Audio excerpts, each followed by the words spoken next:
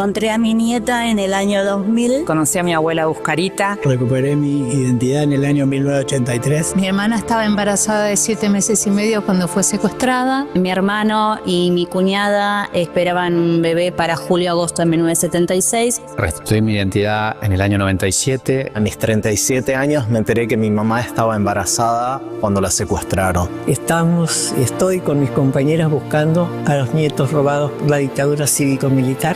Hemos encontrado muchos, pero faltan muchos más. Comunicate con Abuelas de Plaza de Mayo ingresando a www.abuelas.org.ar. Si sos técnico o técnica operativo, administrativo, inspector, supervisor o cumplís funciones jerárquicas en la industria del gas natural, tu sindicato es APJ Gas. Representamos y defendemos tus derechos en todo el país. Suma tu voz a la nuestra. Contactate en www.apjgas.org.ar. Los trabajadores estatales tenemos un gremio que nos defiende. AT Capital volvió a enamorar. Búscanos en las redes como AT Capital. La refundación está en marcha. Sumate a AT Capital. Sé parte de la comunidad radiográfica. Sé parte de la comunicación popular. Somos un medio cooperativo autogestionado. Crecé con nosotros. No tenemos jefes, no tenemos patrones, tampoco dependemos de los grandes intereses corporativos. Porque vos nos conocés y para que sigamos potenciando la comunicación popular, sumate a la comunidad radiográfica. La historia de 20 años vitales del fútbol argentino están en Héroes de Tiento y Héroes en Tiempos Infames, de Carlos Aira. 2 libros, 300 historias y 1300 páginas para comprender el fútbol argentino entre 1920 y 1940. Los ídolos, los grandes equipos, pero también las complejidades de una época que sigue marcando a nuestro fútbol. Lo conseguís en librerías o en la tienda digital de Ediciones Fabro. Hola, soy Guillermo Quiroga y los invito todos los miércoles a las 21 horas a compartir charlas, cuentos, poemas y la mejor música, porque queda la palabra. Todos los miércoles a las 21 horas queda la palabra. La Gráfica, FM 89.3. Suena la comunicación popular.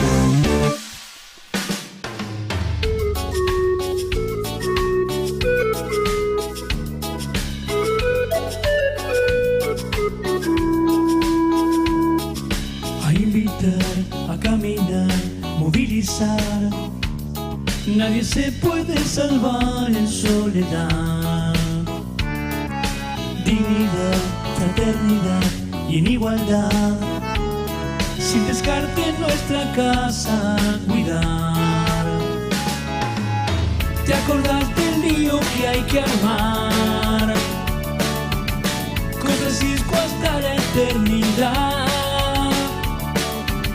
No te olvides nunca de soñar una patria federal, laudatista, laudatista.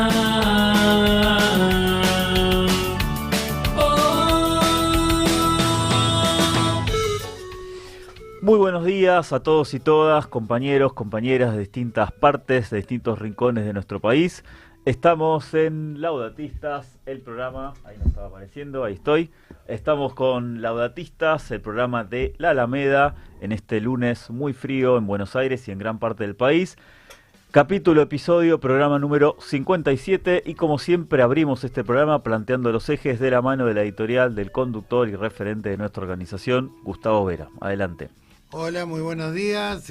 Hoy estamos sin nuestra compañera Ximena Ratoni, que está como dirigente gremial en un conflicto por la reincorporación de despedidos en la localidad de Casilda, así que le enviamos saludos y bueno, y arrancamos con las novedades de esta semana en la editorial.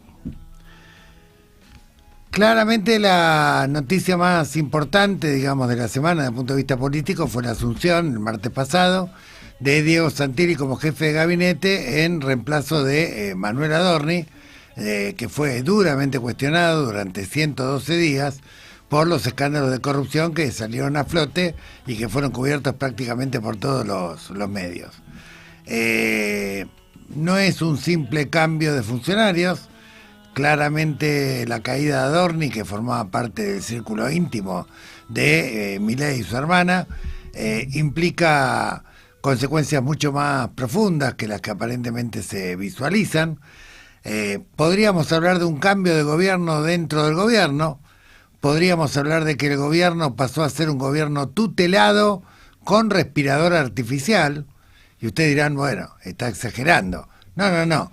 Está tutelado claramente. ¿Tutelado por quién? Por el Círculo Rojo, que ha poblado el gobierno de Milei de funcionarios que pertenecían a la gestión de Macri y del PRO.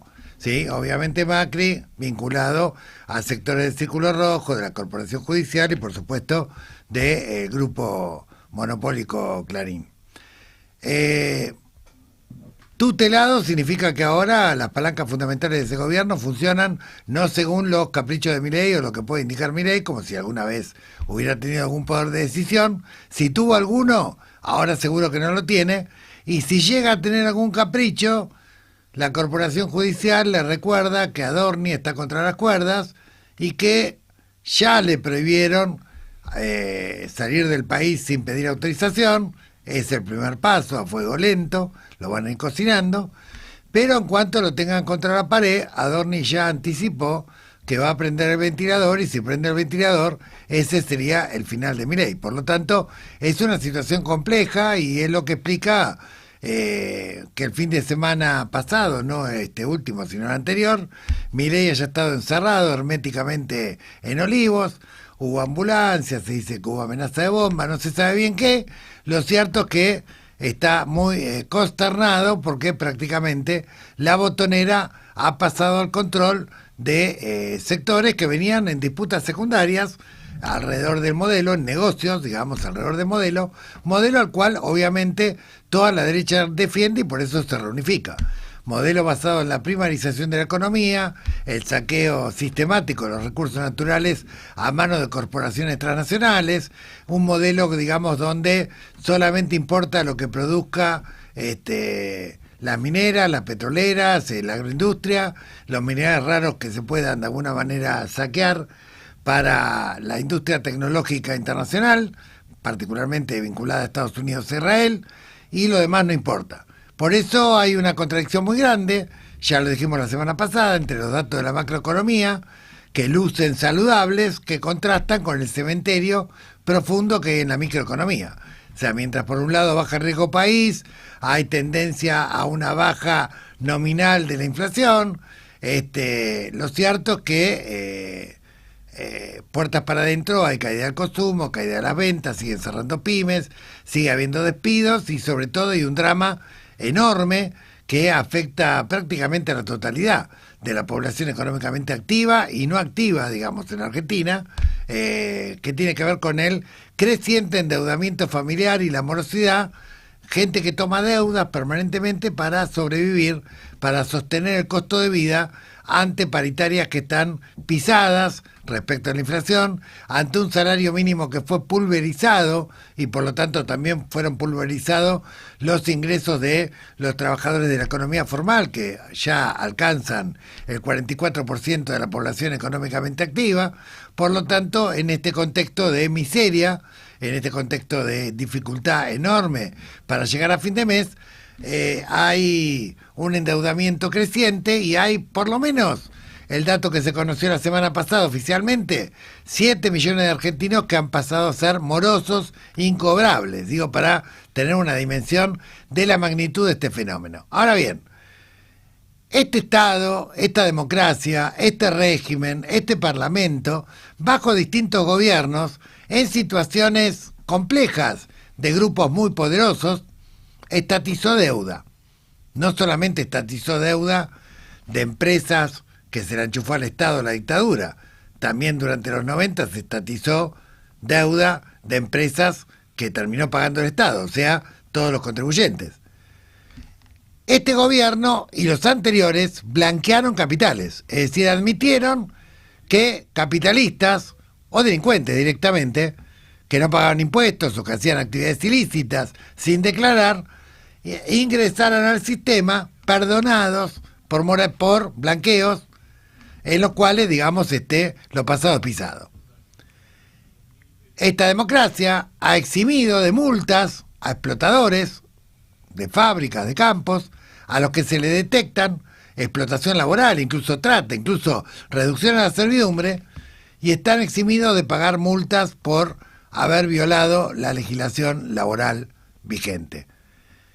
Esta misma democracia es la que rebaja retenciones, es la que rebaja impuestos a las grandes fortunas, pero sin embargo, a la hora de contemplar la situación, por lo menos, de las 7 millones de personas, que hoy no solamente son deudores incobrables, sino que además se tienen que seguir endeudando para sobrevivir y probablemente tengan que recurrir al narco del barrio o a situaciones extremadamente desesperantes, no está haciendo nada.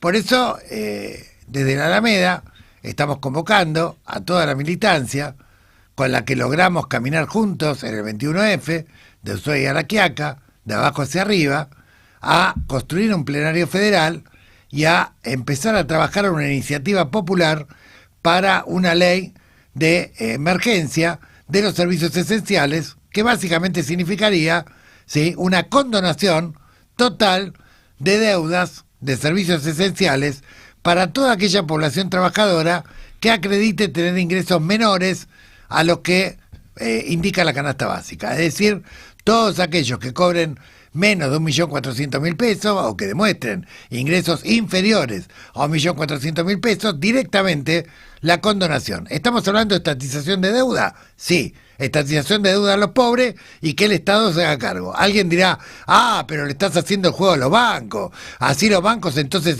o la fintech se beneficia con... No. Después que el Estado se ponga firme y el Estado negocie con la fintech, con los bancos, formas de pago que sean justas y que no sean usurarias. Ahora, no podemos poner a una persona que está por debajo del nivel de la pobreza a ponerse a discutir con el Banco Santander o el Banco de Galicia o el Banco Nación o una fintech o Mercado Pago cómo va a pagar su deuda. Es algo absolutamente ridículo.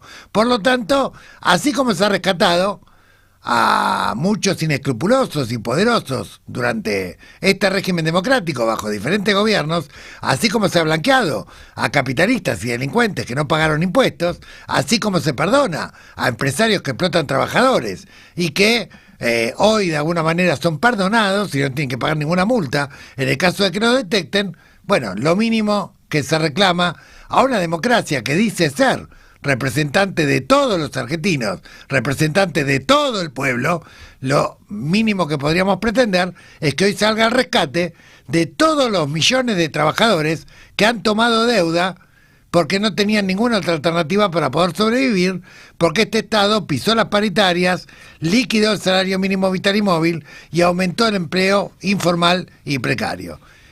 Para eso estamos preparando el plenario del 1 de agosto, que ya tendrán más información, y para eso vamos a entrevistar hoy a un prestigioso juez federal, ex juez federal y constitucionalista que está trabajando un proyecto de ley que la Alameda también está impulsando. Esto es Laudatista, programa número 58. Bien, bueno, ahí estaba el conductor del programa planteando, bueno, los ejes tanto del programa como los ejes de trabajo que vamos a estar desarrollando con compañeros y compañeras a lo largo y ancho de todo del país, iniciando obviamente por los profundos cambios y este reacomodamiento del gobierno nacional y después la convocatoria, de lo cual vamos a ir desarrollando durante este y los sucesivos programas del plenario para el 1 de agosto. Pero bueno, ahora tenemos un programa, hemos trabajado mucho en el fin de semana y tenemos un programa con muchísima información donde vamos a tratar de detallar y profundizar agenda de temas que pasan muy desapercibidos o que se tocan muy superficial. Y el primer tema del que nos queremos adentrar, y ya vamos a estar entrevistando a un compañero que tiene la amabilidad de recibirnos, es respecto a el desarrollo que tiene Argentina de energía atómica, de energía nuclear. Argentina es uno de los pocos países en el mundo que tiene, que puede desarrollar lo que se denomina el ciclo completo de desarrollo de energía nuclear, y esto obviamente habla de del estudio, la capacidad que tiene instalada el Estado, pero desde hace ya algún tiempo, que hay que ser sinceros, empezó con la paralización de la construcción del reactor CAREM hace ya algunos años, pero que continuó obviamente ahora con el desfinanciamiento y una serie de 60 despidos en la Comisión Nacional de Energía Nuclear, que obviamente tiene una vinculación con el Super Rigi y en principio con estos dos movimientos que se hacen. Por un lado, el despido de 60 trabajadores de calificado, personal jerárquico, y seguidamente un aviso, un anuncio por parte del Ministerio de Economía de una inversión millonaria, y obviamente la sospecha de que esta entrega, este intento de privatización del desarrollo de la energía nuclear de nuestro país esté puesto al servicio, por ejemplo, de los data centers, y en este caso también es imposible poner desapercibido la instalación, el establecimiento de Peter Thiel en nuestro país. Todos estos temas que parecerían que no tienen un hilo conductor, hay compañeros, compañeras, trabajadores del sector que lo vienen denunciando, que nos lo van a contar con un poquito más de detalle y de profundidad. Para eso tenemos ya conectado a Rodolfo Kempf. Rodolfo es un físico, investigador de la Comisión Nacional de Energía Atómica, es además docente universitario, es además integrante de la conducción ATE Nacional, es coordinador de energía nuclear para fines pacíficos de la Federación Internacional de Energía e Hidrocarburo, así que le damos la bienvenida y le agradecemos este espacio. Rodolfo, bienvenido a Laudatistas. Gustavo y Facundo te saludan.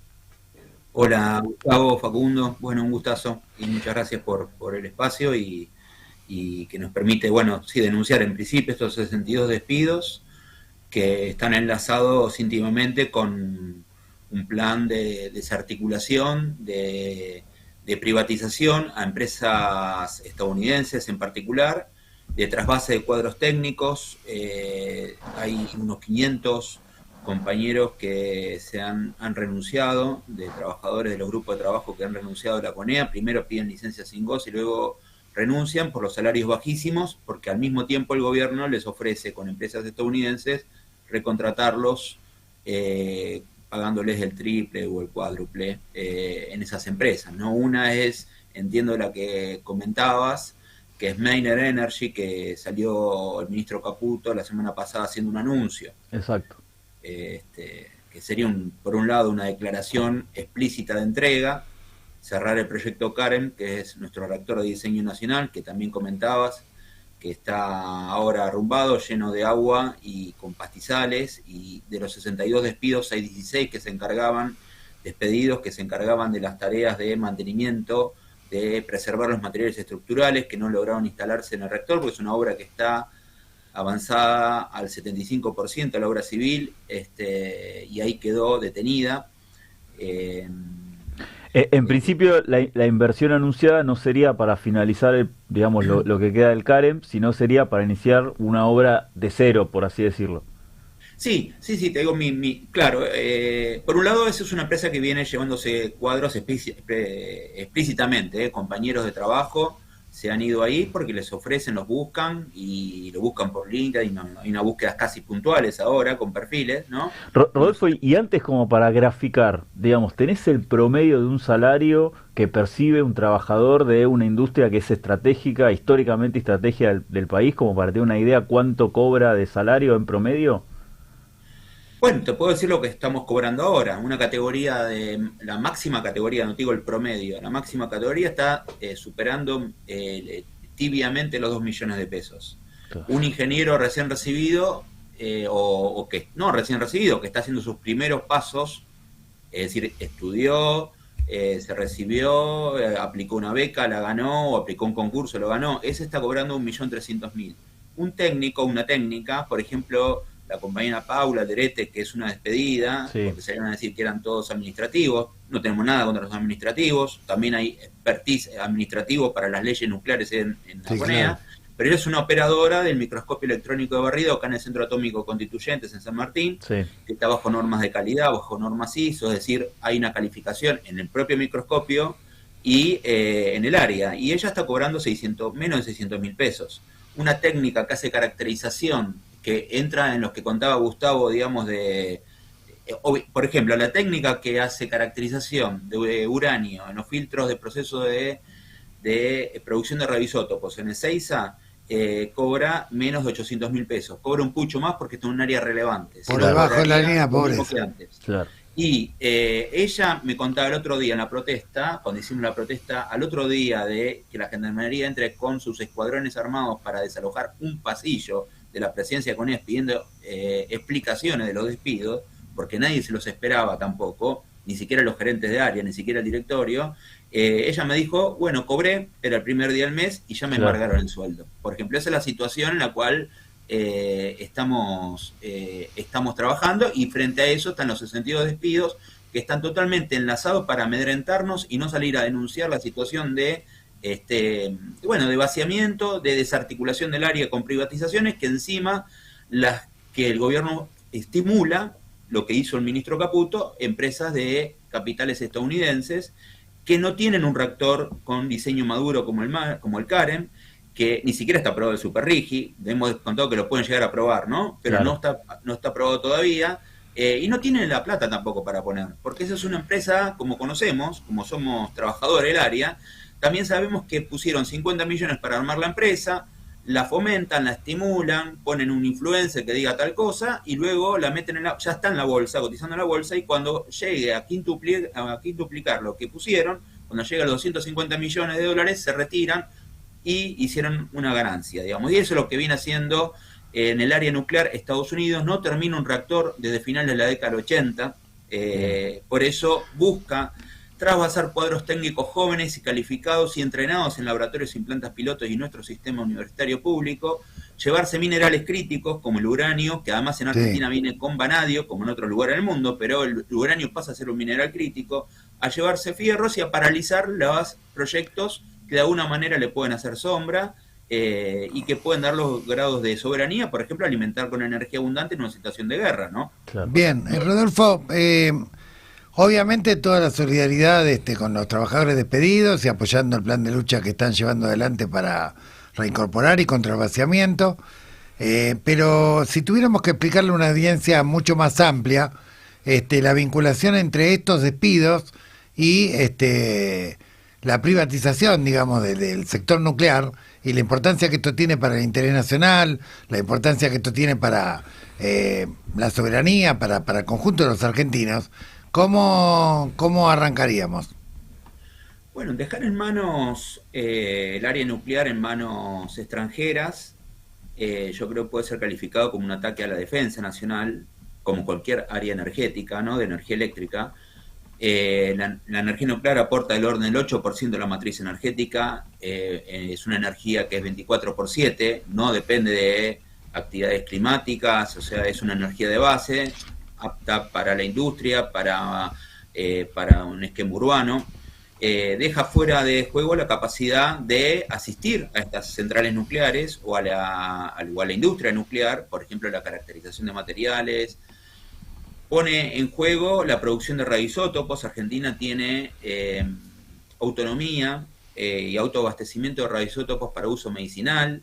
Acá en Buenos Aires está al lado del ROFO el Centro de Medicina Nuclear. Sí. Hay un plan federal de centros de medicina nuclear en todas las provincias.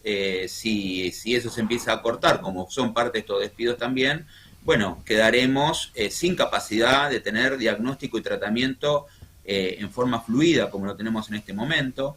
Eso en cuanto a lo que impacta a la actividad económica y a la vida, ¿no? La salud, la energía. Y después es un área que Argentina, junto con Brasil y Sudáfrica, son los únicos 3 países que tenemos energía eléctrica a través de la energía nuclear. El resto de los centrales nucleares en el mundo están en el hemisferio norte. Entonces, para dar una mirada también nacional, bueno, es una medida de lo estratégico de esta energía y también el interés de Estados Unidos de apropiarse lo que hemos acumulado en más de 7 décadas, ¿no? La ponía la Funda Perón en la década del 50 y desde ahí se ha acumulado conocimiento, se resolvieron problemas complejos, por ejemplo, otro los despedidos, trabaja en el armado de sondas neutrónicas para los reactores que se exportaron a Australia, para las centrales nucleares de Atucha, para el CAREM. Argentina exportó reactores a Australia, pero previamente había exportado a Perú, a Egipto, y el último a Australia, que es el principal productor de radioisótopos del sudeste asiático. Ese reactor también estaría en juego. Es un reactor idéntico, se está terminando de construir en Ezeiza, es el RA-10, y también hay despidos en esa área. Es decir que, ataca en general todas las capacidades que tenemos en este momento, que si uno los pone en manos de un país extranjero, en los hechos está relegando la capacidad de poder seguir operándolo, ¿no? Un día, decidimos que, yo en otra entrevista contaba que cuando una funcionaria de la Embajada Británica apenas asumió este gobierno, mandaron a que visite el RA-10, terminó la visita y a un delegado nuestro de ATE, pero que además hablaba inglés, por eso hizo la recorrida, era un trabajador del RA-10, en ese momento la funcionaria de la Embajada Británica, una galesa, le dijo, ustedes no pueden tener esto. Y efectivamente ellos no tienen un reactor de ese tipo, terminándolo, y ni siquiera tampoco exportaron, porque el reactor productor de radioisótopos de Europa la licitación la ganó Argentina, con INVAP y con EA, digamos. Entonces hay algo que quieren destruir y es también una forma de, además de todos los hechos económicos, de mancillar nuestra identidad nacional tecnológica y nuestro empoderamiento en un área relevante, estratégica, crítica. Rodolfo, también además de lo grave que estás describiendo respecto a la privatización, la pérdida de nuestra soberanía nuclear, entiendo que también, y los despidos obviamente, entiendo también que hay polémicas por las nuevas designaciones que ha hecho el gobierno. Hay un tal Ezequiel Acuña, Santiago Vieira y algunos más que aparentemente no tienen los más mínimos antecedentes para estar en las funciones para las cuales fueron designados. ¿Es así? Sí, totalmente. Vieira está a cargo de lo que contaba recién, de la producción de radioisótopos, del RA-10, de un área que ni siquiera en la región se tiene, o sea que Argentina tiene y no lo tiene Brasil, no lo tiene otro país en la región. El área de medicina nuclear su único atributo es haber pasado por la derecha a diario, porque no estudió, aprobó 2 materias de derecho, ni siquiera es abogado, cosa que tampoco calificaría para dirigir una área para esa función técnica. Y sí, nos están haciendo como un ejército de ocupación de semilúmpenes, así al estilo fascista, digamos. Semilúmpenes que vienen hay un bachiller que viene más del PRO y que siempre ha estado en la presidencia dando vueltas, o en Casa Rosada, o o asesor parlamentario, digamos, que es, para decirlo brevemente, es un rosquero que viene a ocupar un área al lado de la presidencia, está en el pasillo de la presidencia y desplazó al que era el vicepresidente en su oficina, lo desplazó, que ya tuvo que renunciar. Sí, están haciendo, y todos con salarios del orden de entre los 8 y 14 millones de pesos, ¿no? Yo conté lo que gana la máxima categoría de CONEA, ¿no? Sí, claro. Es como, y además desplazando, hay algo que no conocen lo que están, cómo es, no conocen el área. Además que no tienen calificación, no la conocen, entonces ni siquiera los despidos fueron informados al directorio de la CONEA, a los gerentes de área, porque al mismo tiempo los gerentes de área están pidiendo, algunos están pidiendo la reincorporación y otros han renunciado, frente a esta falta de respeto a gente que ha estudiado, que se ha preparado o aprendió en nuestros propios laboratorios. Y no solo eso, sino que de acuerdo a tu relato y al conocimiento que tenés, no solamente obviamente es un desarrollo estratégico para el país, sino también además genera dinero, genera ingresos, genera ganancias, básicamente. Sí, totalmente. NASA, que es la operadora de las centrales nucleares, es una empresa superavitaria. La dictadura privatizó el área de ciclo de combustible y podemos decir que todavía lo tenemos en pie. Es decir, eso es una empresa ligada a Pérez Compán. Así que nosotros en eso mismo también decimos que somos capaces de abastecer de combustible. Es decir, tenemos una impresora y somos capaces de hacer el cartucho, que es un combustible nuclear, tiene unas aleaciones especiales de Circaloy, hacemos unas pastillas de uranio que son de 1 centímetro de diámetro por 1 centímetro alto, todas enhebradas en las vainas, y tenemos autonomía en eso, y tenemos capacidad de exportarlo. Digamos que lo que vienen es a desguazar toda esta área, ¿no? ¿Cuál es el plan de lucha que está previsto? ¿Qué nivel de coordinación hay con otros sindicatos? ¿Cómo viene la resistencia, digamos, a esta avanzada? Sí, la semana pasada irrumpieron con Gendarmería. Hoy tuvimos en la propia sede, ahí entró Perón caminando, hay videos de YouTube. Sí. Bueno, al otro día hicimos un acto ya con el secretario de ATE Nacional, Rodolfo Aguiar, y con el secretario de ATE Capital, con el Tano Catalano. Vinieron diputadas, Julia Estrada, Adriana Serkis, Cele Fierro. Vinieron personalidades también de la dirección de la provincia de Buenos Aires, del área de ciencia y técnica, Roberto Salvareza, y un arco grande por ejemplo, del área de medioambiental que conocemos, con los cuales venimos trabajando, por ejemplo, el espacio Intercuenca, con Leo Pérez Esquivel. Y vamos nosotros este miércoles 8 de julio, en una jornada de tono soberano, patriótico, y por la reincorporación de todos los despedidos, acá en el Centro Atómico Constituyentes, en la colectora de General Paz, a las 10 de la mañana, una caravana que culmina con un acto en la puerta del Centro Atómico Constituyentes. Haremos una caravana por la colectora, pero fundamentalmente es un acto donde ya han comprometido su presencia, a PJ Gas, la bancaria, el SOMU, Luz y Fuerza Zárate, Luz y Fuerza Mar del Plata, los compañeros de la Comisión Interna y de la Comisión Directiva de la UOM Villa Constitución, y seguimos agrupando, obviamente, con la CTA Autónoma, la CTA de los Trabajadores, con ATE, que es nuestro sindicato de referencia, con la Asociación de Profesionales, con otros gremios también del área nuclear, y eso es la principal medida de lucha que tenemos para esta semana. Ahora está transcurriendo la mesa de negociación que le logramos arrancar a la presidencia con él, y veremos qué resultado da.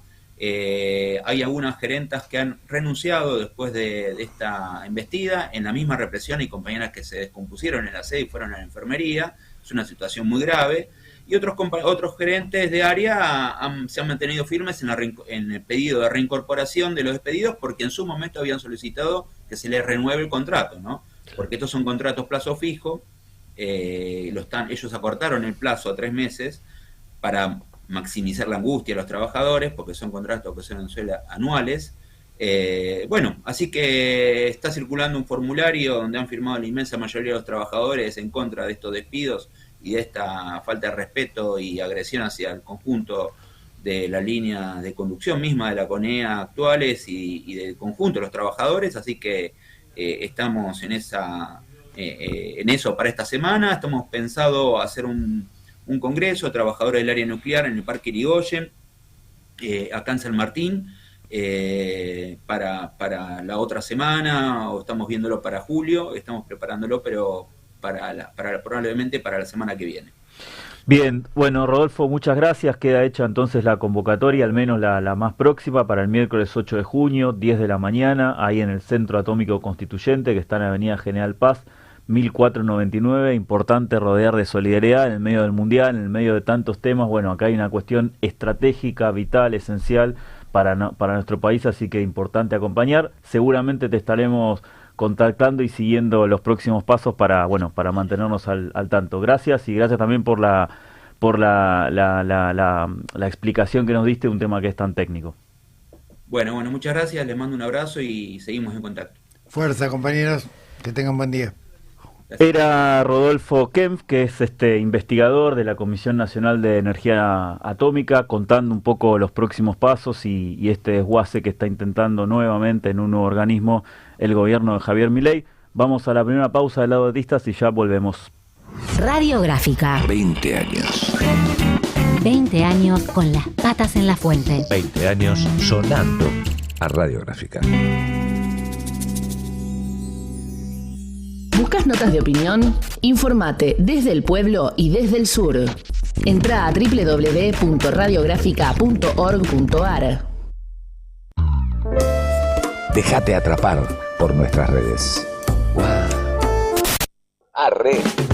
Por Instagram, @Radiográfica 893. Facebook, Radiográfica FM 89.3. Y en Twitter, @Radiográfica 893.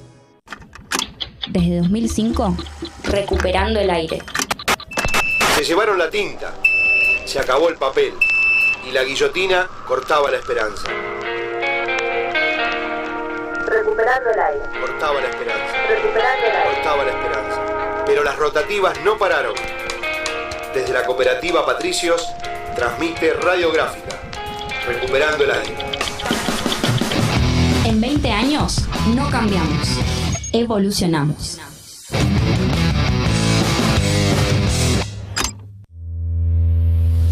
APSE, Asociación de Personal Superior de Empresas de Energía. En la Corriente Federal de Trabajadores, por la soberanía energética argentina. Federación de Trabajadores del Complejo Industrial Oleaginoso, Desmotadores de Algodón y Afines de la República Argentina. Por democracia obrera, por condiciones laborales que garanticen seguridad y salud, por un salario mínimo vital y móvil, según su definición constitucional y legal para la vida digna del trabajador.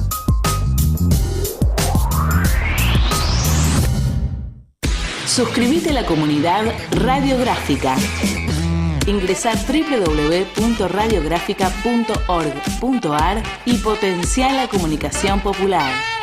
Comunidad Radiográfica. Sumate. Todos los lunes a las 22 horas por Radiográfica, en mi barrio no había kiwis. Un lugar, un tiempo, una hora para que la señal del GPS se pierda y haya que preguntar en las esquinas cómo llegar. Una hora sin contacto con nada que no sea real. Un programa para escuchar y reflexionar. En mi barrio no había kiwis. La radio que se escucha. Nada que ver con nada. Y eso no es poco. La Gráfica. Sonido soberano. Una radio nacional y popular.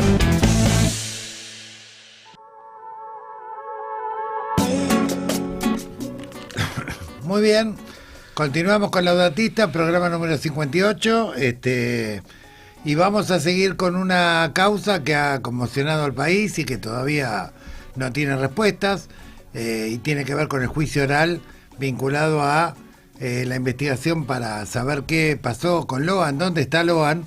Ya van 3 semanas de este juicio y hoy vamos a tener reportajes de cronistas que están acreditados participando de las audiencias. Uno de ellos es un periodista destacado de Corrientes, que ha cubierto el caso desde el principio hasta estos días, Willy Oviedo, conocido popularmente, que ya está en contacto con nosotros. Hola Gustavo, buenos días. Hola, ¿cómo estás, Willy? Bueno, la semana que pasó ha sido una semana intensa, más fructífera que las anteriores, que fueron un poco más de forma, más de chicanas. Ahí declararon concretamente los padres, los hermanos, algunos familiares, y hubo algunas cuestiones destacadas. Si tuvieras que hacer un balance, un resumen de cómo fue la semana que ocurrió y la que está por empezar, ¿qué conclusiones o qué pistas de alguna manera vas viendo? No estoy convencido de que haya sido positivo hasta ahora, O sea, uno entiende que con las declaraciones de los nuevos testigos que van apareciendo, primero, digamos, el núcleo familiar, sí, que algo podíamos por ahí ver la pata de la sota, pero hasta ahora, créeme, Gustavo, que no veo la luz al final del túnel. O sea, hasta ahora lo único que estoy viendo es más oscuridad. Lo que sí puedo sacar como conclusión es que esos primeros 9 días de investigación de la justicia provincial quedaron muy en evidencia el mal accionar desde el primer momento hasta el último día en que los fiscales Barri y el otro fiscal Castillo habían anunciado que se declaraban incompetentes porque estábamos ante un escenario de trata. Hasta hoy ya iniciamos la 4ª semana de debate mañana. Uno no sabe dónde está el escenario de trata que plantearon la justicia provincial. Cuando pasa la justicia federal, nosotros decíamos, bueno, a lo mejor acá se pueda emprolijar más la causa. Hoy en el debate se ve que también esa investigación federal tiene muchísimos vicios. Sí, ha llamado la atención, vos lo destacaste al final del último reportaje que te hicimos, la resolución que había tomado la Cámara de Casación al incorporar un juez de Formosa y otro de Río Negro, que, una medida sí tomaron, que es la de por lo menos abrir la pista de la investigación del bochornoso encubrimiento que todo el país presenció, del cual participó Codazzi, Pellegrini, etcétera. Bueno, Codazzi finalmente ha sido citado, digamos, a pedido de uno de los abogados de las defensas. Entiendo que también la exdiputada Lilita Carrió, que afirmó públicamente en un programa de televisión que el gobernador Valdés le había dicho que alguien había que quebrar. Y por otro lado también el periodista Pablo Pozzone, que siempre tuvo una posición independiente, crítica, digamos, respecto a lo que ocurría con la investigación de la causa y con todos los pormenores, ¿no? Bueno, en la declaración de Macarena el día jueves le prendió fuego a Codazzi, y creo que si alguien empieza a estirar ese hilo, esto puede terminar ya en un escándalo. Bueno, contanos un poco, porque la audiencia no conoce qué es lo que ocurrió exactamente, así que sería bueno. Tenía que declarar Macarena. Sí. Y obviamente que cuando le empiezan a preguntar desde la fiscalía, la querella, los abogados que pueden hacerlo, digamos, por ahí había cosas que ella había declarado en su momento en la justicia provincial, en la justicia federal y en esta declaración, y era como que había cosas que no coincidían, había algunas cosas que ella decía que no se acordaba, pero sí un dato que fue lo que incendió la sala, cuando le dice, pero usted había dicho sobre, en declaraciones del 20 no sé cuánto de diciembre, que sostenía la teoría del accidente. Y ahí empieza a abrir una puerta que empezaron a salir un montón de bichos raros, como por ejemplo, dijo que vinieron 2 personas diciendo que eran de la fiscalía, diciéndole que la mamá de Macarena quería hablar con ella, que la iban a llevar con ella. No la llevaron con la Adelina, que estaba detenida en ese momento, sino que la llevaron a la fiscalía, y que en la fiscalía durante varias horas la presionaron, golpeaban la mesa, le gritaban, le decían que tenía que dar un nombre, de que tenía que decir qué hicieron, y que ella, en el medio de que no aguantaba la presión de 5 o 6 personas permanentemente hostigándola para que hablara, se prendió de algo que había sucedido el 29 de junio, sí, día en que la Adelina viene a declarar a la capital correntina. Entonces cuando le dicen, ¿qué pasó ese 29 de junio? ¿Qué es lo que usted dijo que vio? Entonces dice que estaba en la casa con la Adelina y que cayó Codazzi con 2 personas más, diciéndole que Patricia Bullrich la iba a meter preso al marido y que le iban a quitar los hijos. Que la única posibilidad que tenía de salvar esa situación era que vengan a la capital correntina, a un juzgado provincial, a sostener la teoría del accidente. Tremendo. Hasta ahí, más o menos, cerca, tibio, de lo que muchos sabíamos y suponíamos. Pero aquí viene el dato revelador, que también cuenta algo que estaba en todos los medios, que formaba parte de la investigación y del expediente, que dice que fueron a 9 de julio, que lo llevaron hasta una estación de servicio en un auto, el auto del senador Pellegrini, y que allí cambian a una camioneta y vienen para Corrientes. Que en el transcurso del viaje de 9 de julio a Corrientes, Codazzi le da 50.000 pesos a la Adelina, que allí le iban guionando de qué es lo que tenía que decir, y que si todo salía bien le iban a dar una casa, una moto, viaje a Brasil, y que iba a mejorar la vida de toda su familia y nadie más le iba a joder. Sí. Eso es lo que sabíamos que había pasado. Entonces, Macarena en la declaración dice, a mí me presionaron tanto que me acordé de lo que había pasado y me prendí de la declaración de Laudelina, que era eso, digamos, que declaró después en la justicia provincial por 2 personas que decían que eran peritos y que le llevaron a declarar. Pero aquí viene el dato que ella le dice, después de eso, a la doctora Cutaya, que por favor quería hablar con Poser Penso y decirle lo que había sucedido en la justicia ordinaria. A partir de ahí se abre, decía, un montón de interrogantes, donde dice, ¿cómo la doctora Cutaya le llevó hasta la jueza Poser Penso? Sí.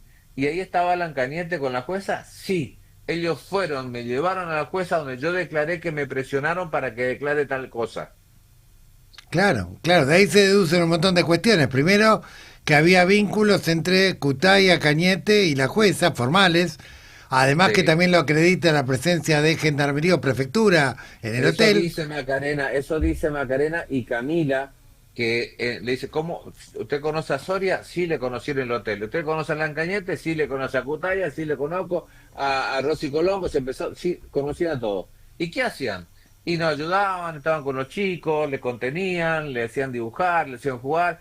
Y le dice, ¿y ustedes estaban presionados? O sea, ¿estaban retenidos ahí en el hotel? No, teníamos 2 gendarmes y en un momento que la presión social era muy fuerte, afuera había mucha gente gritando, entonces yo le pedí a la doctora Cutaya que le pida más seguridad a la jueza Poser Penso, a lo cual la jueza accedió a mandar más efectivos de gendarmería. O sea, convalidando la situación del hotel, básicamente. Exacto, o sea, estamos, según los relatos de Macarena y Camila, de una especie de aceptación por parte de la justicia al pedido que había formulado a través de la abogada Cutaya, y por el otro lado, la imputación donde dicen que lo tenían cooptado. Privado de su libertad.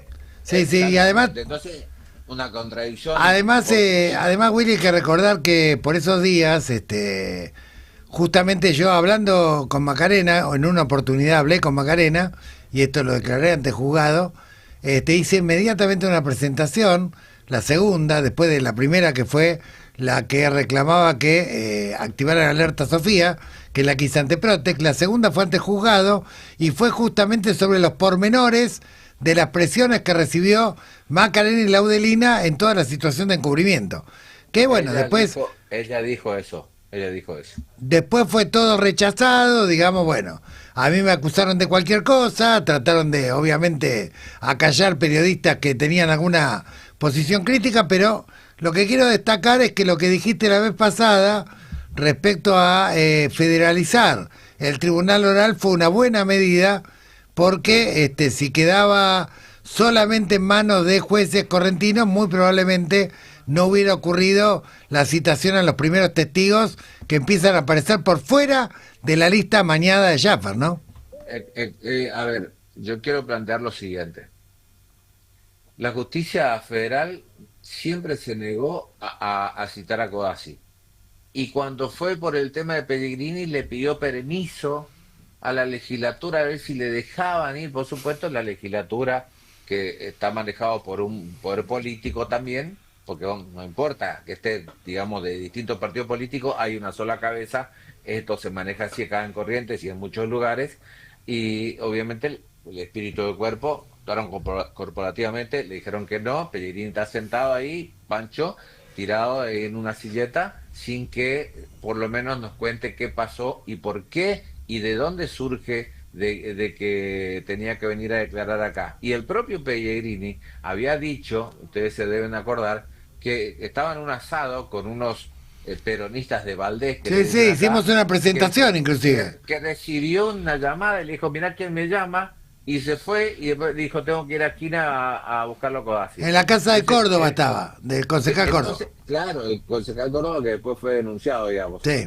El tema es que hay un entramado político que después lo desnuda Macarena, también Camila, cuando relatan todo ese episodio con Codazzi, y uno dice, che, no, deberíamos preguntarle, aunque sea por qué se dio esa situación, porque yo quiero contar algo que poca gente sabe, Gustavo. Ese día 29 de junio, yo tenía el dato, me acuerdo que le di casi a modo de primicia a Chiche Helbun a las 5:30, 6 de la tarde, que fue la última nota que hice ese día viernes. Le digo, algo va a pasar en las próximas horas. ¿Qué me dice? Esto no lo sabe nadie y agenden esto. Van a buscar a Catalina y probablemente quede detenida. Y van a ir a buscar a Laudelina y sí va a quedar detenida. Cuando yo pregunté por qué lo hacían un viernes a esa hora, y porque te llevan a declarar y ahí nomás te guardan. Esa fue la explicación que yo tenía. ¿Qué hice? Llamo por teléfono a una persona y le digo, quiero que te quedes en la puerta del juzgado porque van a llevar a Laudelina y va a quedar detenida. Eso fue 6:00 de la tarde. Sí. Estoy mirando, en esa época todos estábamos haciendo zapping con todo, y recuerdo un incidente que tiene Alejandro Ledesma, cronista de Crónica en ese entonces, con Codazzi, y me indignó. Yo no lo conocía a Codazzi porque le empuja al camarógrafo. Yo me quedé hasta la 1:30 de la mañana tratando de capturar la imagen del auto. Me llaman a mí y me dicen, ¿sabe quién manejaba el auto? Me dice el gordo. ¿Qué gordo? Le digo, Pellegrini. El senador. Yo hice radio y televisión 6 años en Goya, además de hacer radio y televisión también en la capital, iba y venía. Conozco todo y me conocen todos allá. Me dice, el gordo, boludo. Pellegrini, sí, bueno. Ahí empiezo ya a hacer una investigación. Yo soy el que publica la patente de ese auto. Yo soy el que le dice al contacto, quédate porque acaban de salir de 9 de julio, en un rato van a estar en el juzgado federal. Y me fui a cenar. Y después me acuerdo, tipo 12 de la noche, yo dejé a alguien allá, llamo por teléfono, le digo, ¿qué pasó? Me estoy cagando de frío, acá está todo cerrado, todo apagado, acá no hay nadie. ¿Cómo que no hay nadie? Se salieron como a las 8 de la noche en el auto de Codazzi y manejaba Pellegrini. No hay nadie. Me quedé como desencajado. Al otro día, 8:00 de la mañana, leo el tuit de Gustavo Valdés y me quedo absolutamente desorientado. Porque el dato que yo tenía era que Laudelina iba a quedar detenida en la justicia federal, cosa que después nunca sucedió en la federal. Fue en la justicia provincial, claro. Puentearon el juzgado. Claro, entonces hay todo. Pero lo que dice Macarena, esto preste atención, porque ella cuenta el trayecto desde 9 de julio hasta Corrientes, pero lo más jugoso fue que dice que ella venía con 4 personas en una camioneta y que detrás de ellos venía otra camioneta con 4 personas donde aparentemente 2 eran policías. O sea, a ver. ¿Policías provinciales o federales? No supo precisar, sí. Pero esa logística, uno se imagina cuando el gobernador va a algún lado que atrás va la custodia. Claro. Esa logística no la arma un abogado. No. Claro. O sea, vos, cuando un abogado, y esto todos los abogados, o sea, cuando un abogado recibe a un cliente que le dice, mirá, me amenazaron o me pasó tal cosa, uno no va con 4 personas y el cliente, y además una camioneta con 4 personas atrás de eso. No, y además otra cuestión, ¿qué pasa con el fuero provincial que acepta recibir en ese estado de conmoción una denuncia donde el fuero provincial ya se había declarado incompetente y estaba en manos del fuero federal? O sea, ¿por qué le tomaron declaración en el marco del fuero provincial? Suponiendo que hubiera habido buena fe. Sí, ojo que la famosa denuncia que hizo Laudelina con Codazzi acá, esa fue rechazada, fue desestimada por el fiscal y confirmado por la Cámara además.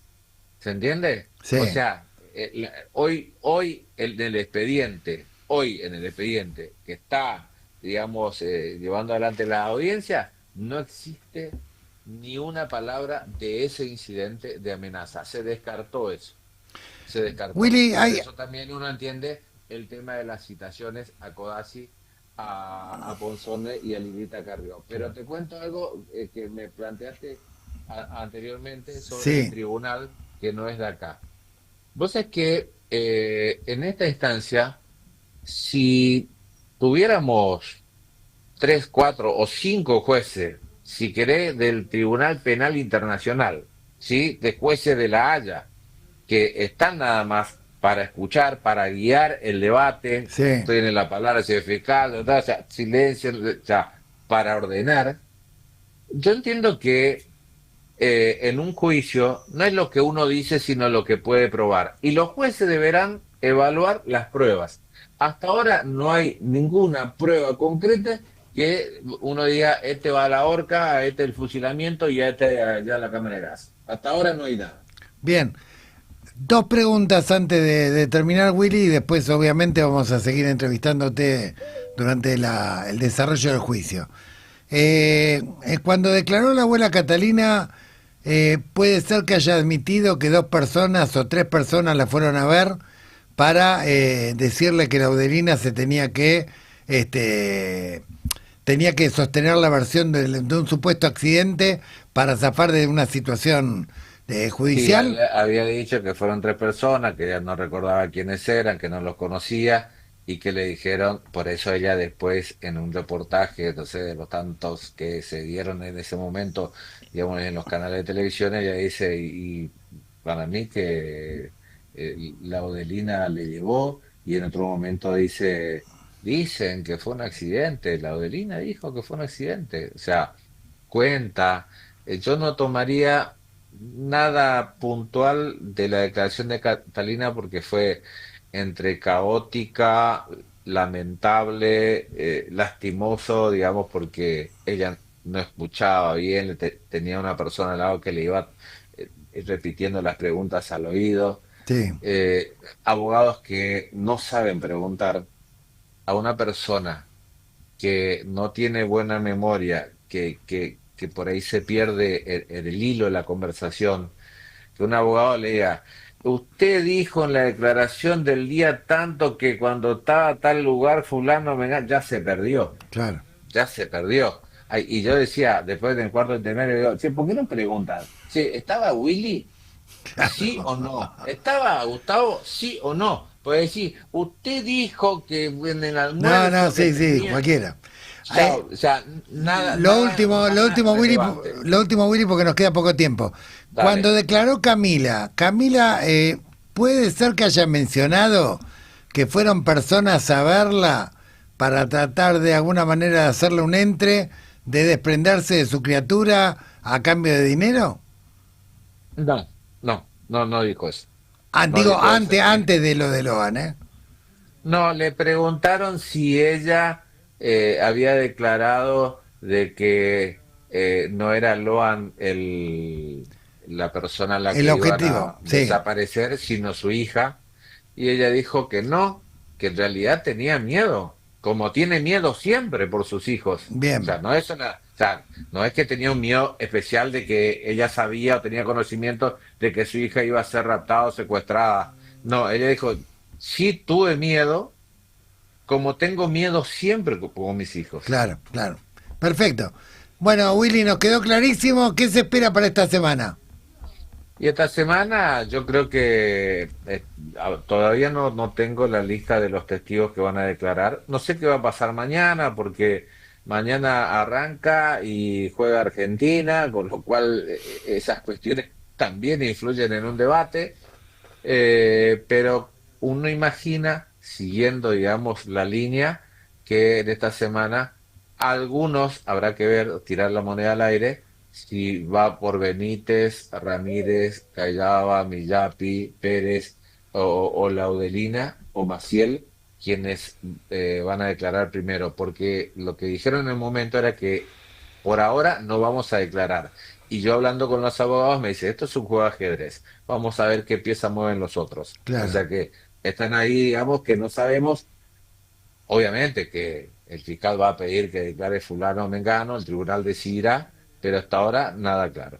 Bien. Mientras tanto, el ex gobernador Gustavo Valdés puede ser que esté en Estados Unidos ahora. Sí, está en Estados Unidos disfrutando un palco VIP del Mundial con su hijo, con su amigo personal, un palco que debe salir, que está, ustedes preguntan a la inteligencia artificial, sale $85.000 el palco. Bueno, evidentemente no está muy preocupado por saber qué pasó con Loan, y cuál es el motivo, cuáles fueron las causas de su desaparición forzada. Bueno, Willy. No, cuanto menos se hable, mejor. Bien, gracias por tu valentía, te volveremos a entrevistar y seguimos en contacto. Que tengas buena semana. Grande. Igualmente. Bueno, era Wilfredo, uno de los periodistas que desde la provincia de Corrientes estuvo siguiendo el caso desde el día 0 y ahora está siguiendo también las audiencias del juicio oral. Es uno de los periodistas acreditados para poder ingresar al juicio oral. Y siguiendo con el mismo tema, vamos a hacer el corte, pero vamos a seguir con este mismo tema, porque para tener otra óptica, otra visión de cómo se viene desarrollando el juicio oral, y también uno de los periodistas fue el periodista que dio la primicia en Radio Crónica en junio de 2024. Ahora en breve vamos a estar hablando con Enrique Ortiz, que reiteramos es periodista, es titular de la agencia de noticias Alem News, es corresponsal del diario Crónica, y bueno, fue el primero que dio la novedad, la noticia. Nosotros nos anoticiamos a partir de ese flash que daba él en Crónica TV, y que ahora, al igual que Willy, que es periodista de Corrientes, está haciendo el seguimiento, está acreditado en las audiencias orales, ¿no? Así es. Bueno, estamos en comunicación con Quique. Ahí está, ahí va. Bueno, estamos con algunos problemas de conexión. Ahí está. Hola, Quique. Enrique, ¿cómo estás? Hola, Enrique, ¿nos escuchás? Facundo y Gustavo te saludan, bienvenido. Bueno, estamos con algún problema. Si les parece, podemos ir a la pausa de las 12 mientras arreglamos los problemas de conexión, y ya volvemos con más laudatistas.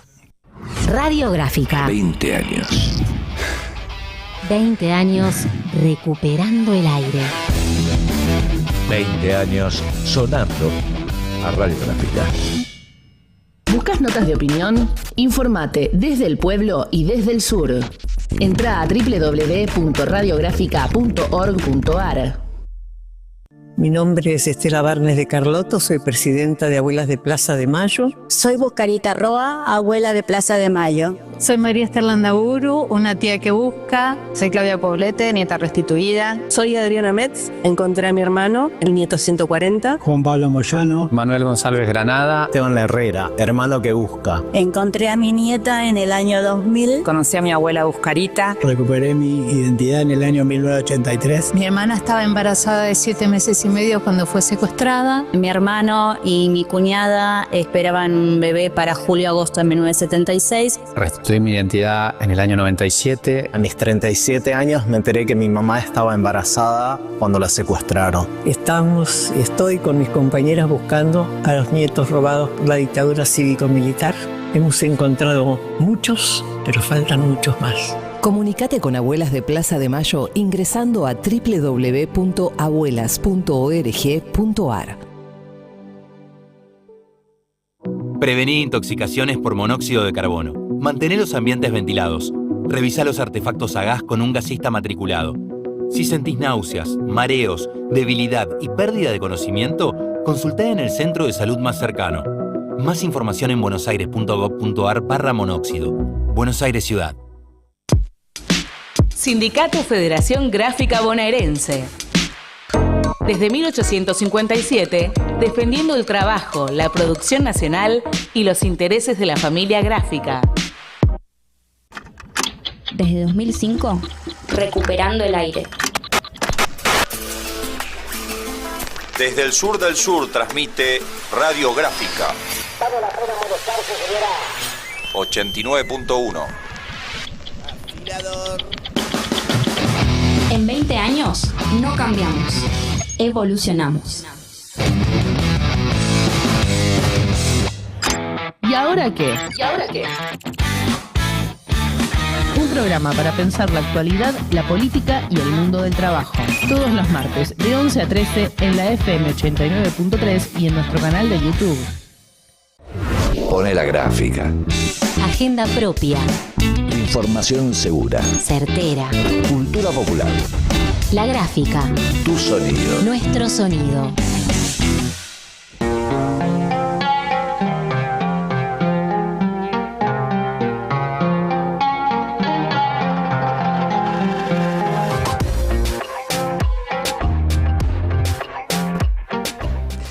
Bueno, y seguimos con Laudatistas y ahora vamos a ver si pudimos corregir los problemas de comunicación que tuvimos. La idea es entonces seguir conversando sobre el proceso judicial, las audiencias orales que tienen en el marco de la causa que investiga la desaparición de Loan Danilo Peña, y vamos a estar conversando con Enrique Ortiz, que como comentábamos antes es titular de Alem Noticias y fue uno de los primeros periodistas que como corresponsal de Crónica TV dio la información de la desaparición de Loan. ¿Qué tal, Quique? ¿Cómo estás? Buen día. ¿Cómo estás? Buenos días. Sí, justamente ustedes decían, nosotros fuimos los primeros en llegar. A nosotros nos avisan ese mismo sábado, creo que fue un sábado, por la noche. A mí me quedaba prácticamente 700 kilómetros, entonces fue Alejandro Ledesma en primer lugar que sale a la mañana. Yo llegué prácticamente cerca de las 19, 20 horas y lo primero que hacemos es ir a la comisaría, ese fue el sentido. Lo que por ahí muchos no hablan es lo extraño que fue la situación al llegar un canal de televisión a 9 de julio. Porque nadie esperaba que vaya un canal de televisión, parecía prácticamente imposible. Los policías mismos no querían que la prensa le haga notas a los padres, ni siquiera el hermano de Loan quería que hable el padre, por ejemplo. Claro. La única que quiso hablar, yo les pasé el link a ustedes que le va a parecer totalmente insólito, la única que quería hablar y que estaba feliz de que nosotros estemos ahí, era María, la madre de Loan, la única. Al resto le pareció, no, mira, nosotros lo vamos a encontrar. Es más, la policía nos decía, no, ya hoy a la noche lo encuentran, quédense tranquilos, se pueden ir ustedes, prácticamente. Eso fue lo que pasó en las primeras horas de la búsqueda de Loan. Parece que no querían que esté la prensa. Y hay un detalle también que quiero destacar. La televisión no va porque llama a algún familiar de Loan. Va porque llaman los bomberos de San Roque. Gracias a los bomberos de San Roque esto se volvió algo nacional, porque llaman al canal, después el canal se comunica con nosotros para que vayamos, y es así como llega Crónica en primer lugar, digamos, al caso Loan, y ahí se da a conocer. Si no fuera por los bomberos de San Roque, a lo mejor este caso sería uno más del montón. Claro. Porque, bueno, dicen que en tanto 9 de julio como San Roque, Santa Lucía, han desaparecido muchísimos chicos. Nadie los buscó. Que vaya a saber a dónde están, porque siempre fue un arreglo con los padres. Por eso digo que es importante también los primeros minutos conocer qué pasó, que parece que a nadie le importa, porque a la justicia realmente no le importa investigar la realidad del caso Loan. Si vos preguntás por ahí, la mayoría te va a decir de lo que están jugando, te dicen, no, mira, fue un accidente y demás. Y no, con las declaraciones, esta última semana, se notó, pero que está gente metida del poder en el caso Loan, muy metida en el caso Loan, porque trataron en primer lugar de sacar a la prensa, segundo de meternos canas todo el tiempo para que no podamos hacer el laburo. Esto es los primeros días, ¿eh? Sí. Después metieron gente para embarrar la situación todo el tiempo, para que nos digan una cosa, otra cosa mentira y demás, para que la gente se vaya agotando en la televisión del caso. Esto fue claramente puesto por alguien del poder, no alguien que no mueve absolutamente nada. Esto es así como lo estamos contando. Sí, ahí los estoy escuchando, chicos, también. Sí, vos estuviste participando, entiendo, de las audiencias. La semana que pasó declararon los hermanos, los padres, Catalina y algunos familiares más. ¿Y qué es lo más sustancial o los aspectos más sustanciales que destacás?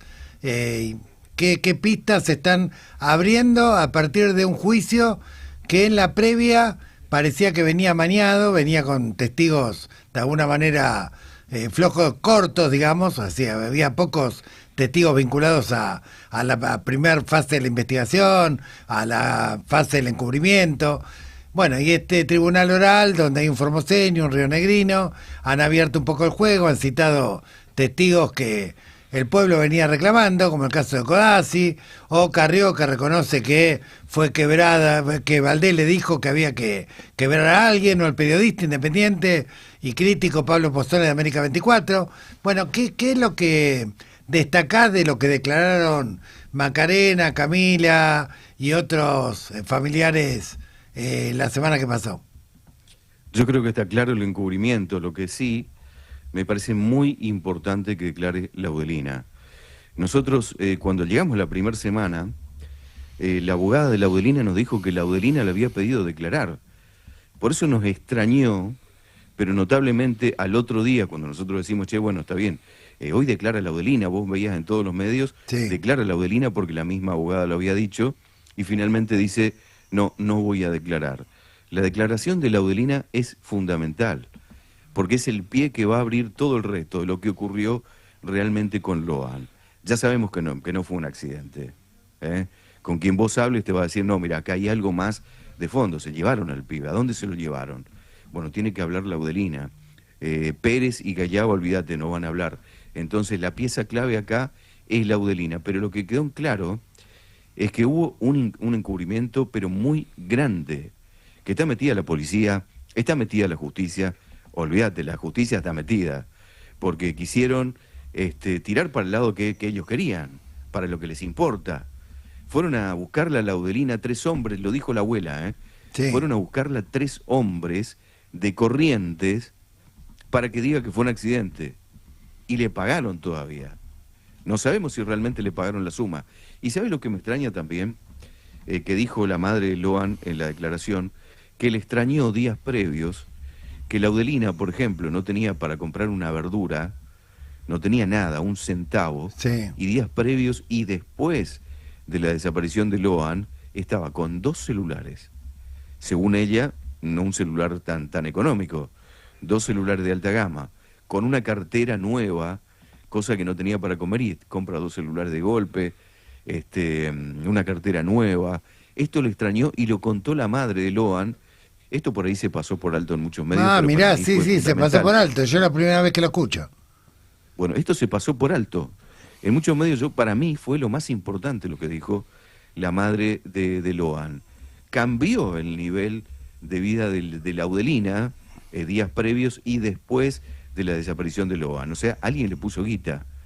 No puede ser sobre todo porque misma vos recordarás que hubo muchos investigadores y periodistas que inclusive especularon y algunos hablaban de una amiga que ella tenía, a la cual le habría dejado dinero que había recibido previamente. Bueno, en fin, hubo toda una catarata de versiones al respecto de si no se estaba planificando en este almuerzo la sustracción forzada de un menor que terminó siendo Loan, pero podría haber sido la hija de Camila. Claro, pudo haber sido cualquiera. Y yo creo realmente que esta gente por plata hace cualquier cosa. Realmente creo que por plata hace cualquier cosa. Lo hemos visto, especialmente la familia de Laudelina y demás. Ha tocado que en un momento cuando estaban sin un peso, prácticamente había periodistas que, hay que decir esto también, hay periodistas que le ponían plata, para comprar comida, para comprar esto, sí, para que salgan a hablar y demás. Yo mismo lo he visto.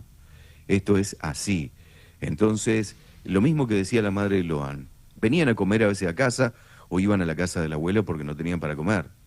Entonces, el nivel, el cambio, algo pasó en el medio. Esto lo que pasó en el medio tiene que ver con Loan. Seguramente. Por eso, para mí, la declaración más importante tiene que ver con lo que vaya a decir Laudelina. Si Laudelina se quiebra, si Laudelina habla, realmente esto va a ser un escándalo. Y atención también con lo de Pérez, porque todo corre también en torno a Pérez. No sé si tanto Callaba. Callaba sí, obviamente tuvo que ver, pero Pérez ya viene en esto hace rato. Esto se va a saber cuando, yo no puedo adelantar nada, ¿no? Porque es así, los que tuvimos acceso para ver todo el expediente completo con las pruebas, sí, cuando salten los peritos y muestren lo que encontraron en la nube y lo que trataron de borrar del celular de Pérez, mamita querida, atención con esto. Hay imágenes que son irreproducibles, ni siquiera contándolo acá en la radio. No se puede contar.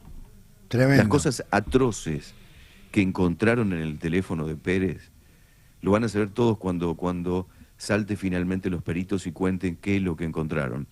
Pero va a ser un momento clave también en este juicio. Y yo creo que también le van a imputar otro delito más. Creo que le van a imputar otro delito más. Más grave aún. Pero vamos a ver qué es lo que pasa, cómo se da. Yo te digo, no dormí por una semana, más o menos cuando vi las imágenes. Esto es lo único que le puedo decir, porque obviamente no Sí, podemos obvio. adelantar nada porque estaríamos jodiendo el juicio mismo. Pero es muy complicado. Entonces alguien tiene que hablar. La única que le pide la madre llorando a gritos en un par de oportunidades es Laudelina, la familiar. La única posible que se puede quebrar y que diga la verdad. Ahora, Porque es en una un verdad. momento de la causa, Laudelina pidió declarar y no solamente no le aceptaron declarar, sino que además la trasladaron a Mendoza, de una cárcel de Seiza a Mendoza, y la alejaron de su propia abogada, a la cual le pidieron por lo menos creo que 10, 11 veces la detención. Totalmente, por eso te digo que es muy raro. La justicia misma embarró la cancha todo el tiempo. A ver, yo quiero aclarar también, porque yo el otro día hablaba con el fiscal, y yo hay cosas acá que no tomaron, ni siquiera le dieron importancia. A ver, con lo que ocurrió previamente. El otro día justamente hacíamos una nota con la chica de Montecaseros que finalmente, mirá lo que ocurre. La chica de Montecaseros, la primer denunciante de Maciel, sí, está viviendo ahora en Misiones. ¿Por qué está viviendo en Misiones? Porque ella tenía un terror terrible de quedarse en Corrientes. La trajimos a Misiones para que viva acá, esté en un lugar tranquila, que nadie sepa quién es, para que cuente lo que pasó. ¿Qué es lo que cuenta? Que Maciel, en las escuelas de la zona de Montecaseros, iba a la escuela, le decían llévelo a los pibes a la comisaría, le sacaba fotos, pedía que lleven pibes al despacho. Lo mismo hizo en otros lugares, lo mismo hizo también con declaraciones que hicimos nosotros en los medios, con gente de ahí, por ejemplo la maestra, famosa maestra de San Roque, que dejaba que el comisario iba a sacar fotos a los alumnos, la señora que hizo la declaración también con nosotros, que dijo que sacaba fotos a su hijo y que dijo que le quería llevar a Buenos Aires a jugar al fútbol, ni siquiera lo había visto jugar al fútbol. Había un modus operandi de este comisario también para gente, obviamente de afuera, no para alguien de ahí, gente del poder. Esto también lo dice la misma declaración de esta chica y además lo hablamos con el fiscal. ¿Por qué no llamaron a declarar a esta gente? Claro. Nunca lo llamaron a declarar. Es increíble. ¿Y por qué Ni a la crees maestra, que...? ni a la testigo de 9 de julio, ni a la testigo de Montecaseros. Sí, tampoco a ninguno de los funcionarios judiciales que estuvieron en la primera semana escandalosa de la no investigación o no búsqueda, ¿no? Lo que tiene que ver con el fuero provincial, y tampoco a los participantes del descubrimiento, creo que con excepción de Pellegrini. A Codazzi ahora recién el tribunal habilita a citarlo. Pero evidentemente el ex gobernador no está muy preocupado, está en Estados Unidos, está viendo el Mundial, aparentemente debe creer que tiene la vaca atada, digamos, respecto a todo lo que ocurrió, digamos, para tapar. ¿Cómo ves vos el panorama? ¿Cómo ves la dinámica que va a tener este juicio? Mira, espero que algo se aclare. Yo realmente todavía desconfío del juicio. Nosotros que estuvimos ahí, esta charla que tuvimos también con los fiscales, que me parece a mí un poco raro también que no vayan a declarar, y yo creo que sentado en el banquillo también tiene que estar el exgobernador. Sin duda tiene que ser el exgobernador. Bien, explicar por lo menos el tuit. Todo aclarado. Claro. No se aclaró nada. Exactamente. Tiene que estar el gobernador ahí. Exgobernador. Valdés y toda la mafia alrededor. Porque mandó mafiosos ahí, tanto a apretar a la prensa, como que no podían salir a hablar. Puso mucha guita a canales de televisión también, Sí. Esto hay que decir también, alguien lo tiene que decir algún día. Puso mucha guita en canales de televisión. Por eso el tema se apagó súbitamente, casi en simultáneo. Pero es notable. Un caso Loan de un día para el otro y desaparece. La gente que está del otro lado dice, no, pero está bien, se siguió el caso Loan. Se siguió hasta cierto punto, y en un puntito ahí, en un puntito aparte, dijeron, acá no se puede hablar más del gobernador. Todos en general, Sí, muchos colegas. Vos sabés que la Alameda colabora gratuitamente hace un cuarto de siglo en investigaciones con los periodistas de todos los canales a nivel federal, y la verdad que muchos periodistas me comentaron, digamos, que estas directivas estaban bien expresas en los medios de comunicación. no había que atacar al gobierno, y es más, inclusive empezó una campaña contra aquellos que hacíamos presentaciones ante la justicia para que se investiguen pistas de encubrimiento y pistas que tenían que ver con el mal accionar de la policía y de los funcionarios judiciales que habían hecho barbaridades dentro del expediente. Por ejemplo, una cosa que ahora resulta ridícula es lo que ocurrió en el famoso hotel, donde tenés 17 imputados, porque se supone que cuando detienen personas, los organismos de minoridad tienen que asistir inmediatamente a los menores que quedan, digamos, a la intemperie o que quedan a la deriva.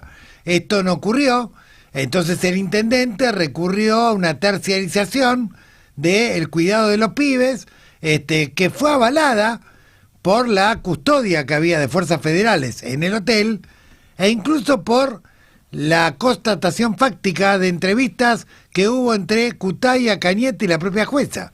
Entonces no se entiende bien cuál sería el encubrimiento o la privación de la libertad. Y no estoy defendiendo a estas personas, estoy diciendo simplemente, ¿por qué no se convocó, por ejemplo, como testigos, para que vayan a declarar y expliquen a los organismos de minoridad por qué no intervinieron en el momento que son detenidos los adultos y los pibes quedan a la deriva? También, claro, y ¿sabés qué? Una persona importante en todo esto es el famoso perito de la familia, por parte de la familia. Macei. Aquel que lo enviaron, vayan a saber quién lo envió, todavía estamos pensando quién lo envía. Muchos dicen que fue por parte también del gobernador. Llega y empieza a manejar toda la vida de la familia. A quién le da entrevistas, a quién no, qué es lo que tienen que decir, quién no, a manejarle la guita que habían recaudado, que fue también, esto le preguntaron varias veces, a ver, al hermano de Loan, a Mariano, le preguntaron, ¿usted contrató a esta persona? Sí, contrató, ¿de dónde lo conoce? No supo explicar de dónde lo conocía. Le preguntaron varias veces cuánto le pagaba, no supo decir cuánto le pagaba. Es muy raro esta persona, por eso le preguntan, ¿usted sabe si es perito? No, no sé si es perito. Pero dice en la primera parte de la declaración, el perito que nos hizo a nosotros para la familia, entonces no sabe si es perito o no. Es más, raro. Inclusive estuvo en una reconstrucción de facto, y sin embargo no hubo ningún tipo de inconveniente, digamos, con esa reconstrucción que la armó por motu propio, sin autorización judicial. Totalmente, hizo lo que quería. Esta persona, a ver, quiero contar algo porque me estoy acordando ahora, ¿no? De este tema, perdón, estamos con gripe, así que hablamos como podemos. Esta misma persona aparece con otro más. Me acuerdo que tenía una camioneta roja, 4x4, que venía a hablar con nosotros a la prensa, y le decía, mira, la familia hoy no va a hablar únicamente con un medio, a las 20 horas, y ahí ustedes pueden sacar el resto. Ya había acordado con otro. Era como una especie de secretario que organizaba las cosas ahí. También nunca supimos quién era, no tenía patente la camioneta, lo cual a nosotros nos pareció muy gracioso porque en un momento va Alejandro Ledesma a hablar con él y le dice, escuchame, ¿quiénes son ustedes? O sea, ¿qué carajo vienen a hacer acá? Claro. Porque nosotros estamos del primer momento, desde el día 1 desaparece Loan, y lo primero en el canal estamos nosotros, o sea, ¿quién carajo son ustedes? ¿Quién los mandó? Y le dice, mirá, nosotros venimos de Corrientes, nos autorizaron a manejar las cosas de la familia. Le dice Alejandro Ledesma, y empezaron a manejar todo de la familia. Entonces me parece muy raro. ¿Quién le puso a esta gente? ¿Quién les llenó la cabeza? Porque en un momento ustedes recuerdan que esta gente le dijo que sabía dónde estaba Loan. Sí, sí. Para que no hablen con la prensa. No hablen con la prensa porque tenemos todo arreglado. ¿Dónde está Loan? Ya tenemos la certeza dónde está Loan. Al día de hoy, ¿dónde está Loan? ¿Quién lo busca a Loan? ¿Esta gente para qué fue metida ahí? Y el otro punto y la pregunta del millón es cómo pudieron meterse tan fácilmente y manejar a PHR toda la situación, ¿no? Porque obviamente si la familia de conjunto está indignada y evidentemente está buscando desesperadamente a Loan, lo de Macei no podría haber ocurrido con tanta impunidad, me parece. Yo me pregunto, ¿toda la familia está buscando a Loan para vos? Te pregunto, amigo, ¿toda la familia está buscando a Loan para vos? Yo creo que la madre sí, La madre sí, claramente. desde un primer momento. Como dije yo, cuando llegó, crónica al lugar, que fuimos los primeros en llegar. La única que salió a hablar y estaba feliz de que esté un medio nacional era la madre de Loan, María. La única. Los otros prácticamente querían que nos vayamos, que no hablemos. Le dicen a Alejandro Ledesma, por ejemplo, Mariano le dice, Ale, mirá, mi papá no va a hablar porque él no sabe hablar y nosotros vamos a hacer silencio, no vamos a hablar hasta que la investigación continúe para ver dónde está Loan, para ver dónde lo encuentran cerca de la casa de mi abuela, dijo. Exactamente así. Entonces, la única que sale a hablar era María, pobre María. Me acuerdo ese día, que fue el otro día de la búsqueda, en todo momento, yo creo que hasta la 1, 2 de la mañana, que nosotros íbamos a la casa o a algún lugar, estaba esperando noticias de su hijo. Sin dormir estaba María. La única, firme al pie del cañón viendo la pieza de Loan. La única fue María, la madre de Loan. Otros no, por eso digo que hay un punto aparte acá para la madre de Loan. El resto desconfío de todos, realmente. Quique, una pregunta vinculada a lo que declaró Macarena. Macarena habló de las presiones que recibió en torno al tema encubrimiento, ¿correcto? Sí, habló justamente sobre eso. En reiteradas oportunidades le preguntan justamente si sabría decir quiénes eran las personas que estaban amenazando de alguna manera a su madre o a su familia. Dijo que recibían mensajes, que iban a la casa, que estas personas que habían ido la primera noche también, que se la llevaron a Laudelina, le habían hecho amenazas, no recordaba exactamente qué le habían dicho, pero los habían amenazado como para que hablen y para que digan que fue un accidente. Llegaron con todo el poder, porque hasta les mostraron mensajes de audio. Escuchen esto, porque es importante. Que como que quedó ahí en el tintero, yo hubiese indagado más sobre esto. Había mensajes de audio que le enviaron de gente de arriba mostrándole que realmente ellos estaban manejando toda la situación. ¿Quiénes eran estas personas? Claro. Chicos, hay que indagar más. Elemental. No soy abogado, no soy fiscal, pero cuando aparece algo así, tenés que seguir indagando. Claramente. Tenés que seguir preguntando. No, mandaron unos mensajes de audio con gente de arriba como diciendo... Y quedó como... No, chicos, pregunten. Tal cual. Y ahora, cuando Cristian, uno de los hermanos de Loan, admite que recibió mensajes diciendo que, mensajes aparentemente extorsivos, digamos, donde le decían que sabían dónde estaba Loan, ¿se logró clarificar de qué origen era? No se logra clarificar nada. Es más, admitieron cosas en el juicio realmente insólitas con respecto a esto. Primero, el mensaje lo puede mandar cualquiera, hasta incluso bromas, y acá uno no tiene que diferenciar entre cuando le mandan un mensaje haciéndole una broma macabra a la familia o no. Hasta incluyeron pruebas que pidieron por parte de la fiscalía de supuestas amenazas, que ¿sabes qué eran las amenazas a la familia? Eran lo que ponían, por ejemplo, en las redes sociales, fotos de los padres con esposas o demás, que son cosas que aparecen en las redes sociales que no tienen nada que ver con el caso, que lo puede hacer cualquiera con inteligencia artificial. Y eso para los padres era una amenaza. Y esto admiten como prueba. Le pidieron, mirá, queremos incorporar esto como prueba, y fue irrisorio porque uno que entiende de redes y demás lo ve de afuera y dice, ¿en serio están con esta pelotudez? ¿Van a perder 2 horas como perdieron 2 horas ese día para pasar las fotos de lo que corría en redes sociales con el resto? Dejémonos de joder, vayamos a lo importante. Yo lo veía y no podía creer. Realmente uno de los abogados, creo el abogado de Pérez y Callao, él mismo dice, ¿esto en qué suma al juicio? Creo que fue lo único que escuché. No suman nada al juicio. Sin embargo, lo toman como prueba de amenaza a los padres. Y así un montón de cosas que vi en este juicio que realmente para mí fueron una tontería, pero total, y siguieron, y siguieron. Yo creo que, mira, si siguen así, en 2 años vamos a estar en el juicio de Loan todavía. Sí, Quique, bueno, ahora lamentablemente nos queda muy poco tiempo, pero obviamente te vamos a volver a entrevistar mientras continúe esta causa, pero por tu experiencia como de largos años investigando causas de crimen organizado, policiales, etcétera, de trata, ¿encontrás semejanzas con lo que puede pasar con esta causa, con lo que pasó con la causa de María Soledad o la de Marita Verón, desde el punto de vista de que en algún momento hay tanta impunidad que todo eso explota y termina abriéndose una compuerta hacia algún tipo de verdad? No, para nada. Yo creo que acá el encubrimiento es grande.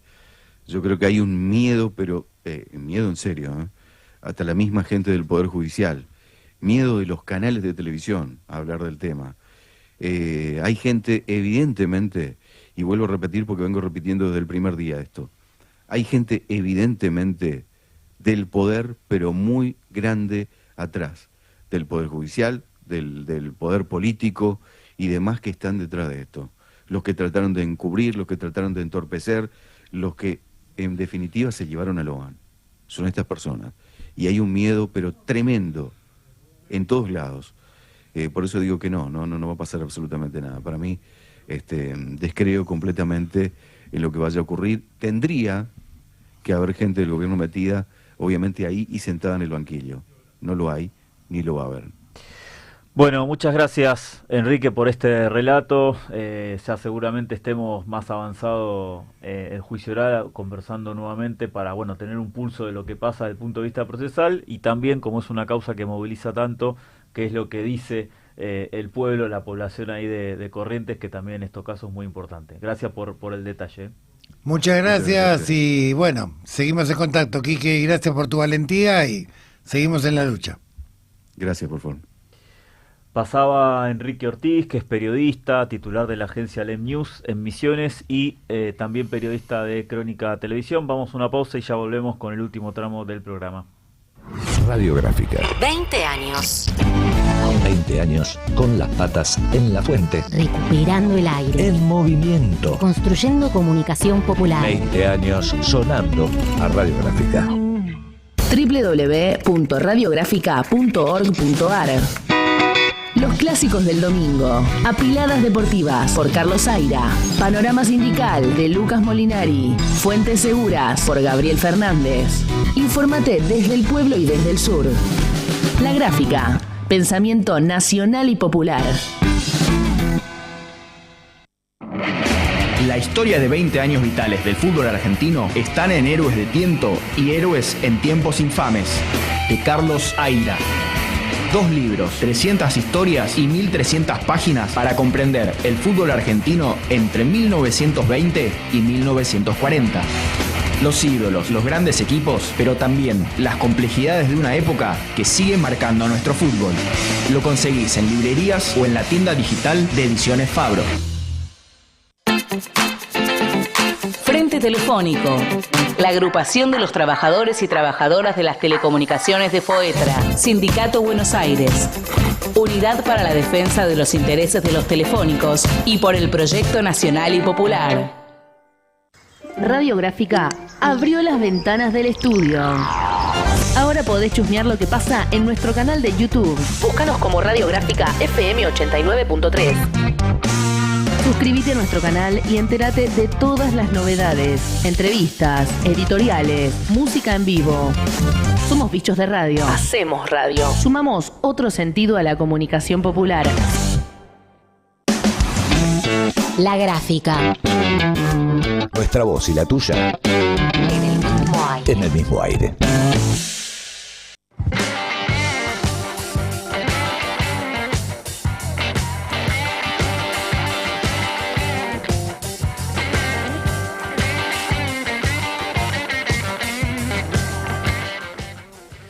Bien, y seguimos con Laudatistas, el programa de la Alameda. Bueno, ahí conversábamos primero con Wilfredo Oviedo, compañero periodista de la provincia de Corrientes, y finalmente hace unos minutos con Enrique Quique Ortiz, periodista también de Misiones, contando un poco los entretelones del juicio oral por la desaparición de Loa. Periodistas que además estuvieron cubriendo la búsqueda y estuvieron desde los primeros instantes ahí en 9 de julio, en Goya, en Corrientes Capital, donde se desarrolló este caso que desde la Alameda venimos siguiendo desde el día cero y que seguiremos obviamente siguiendo.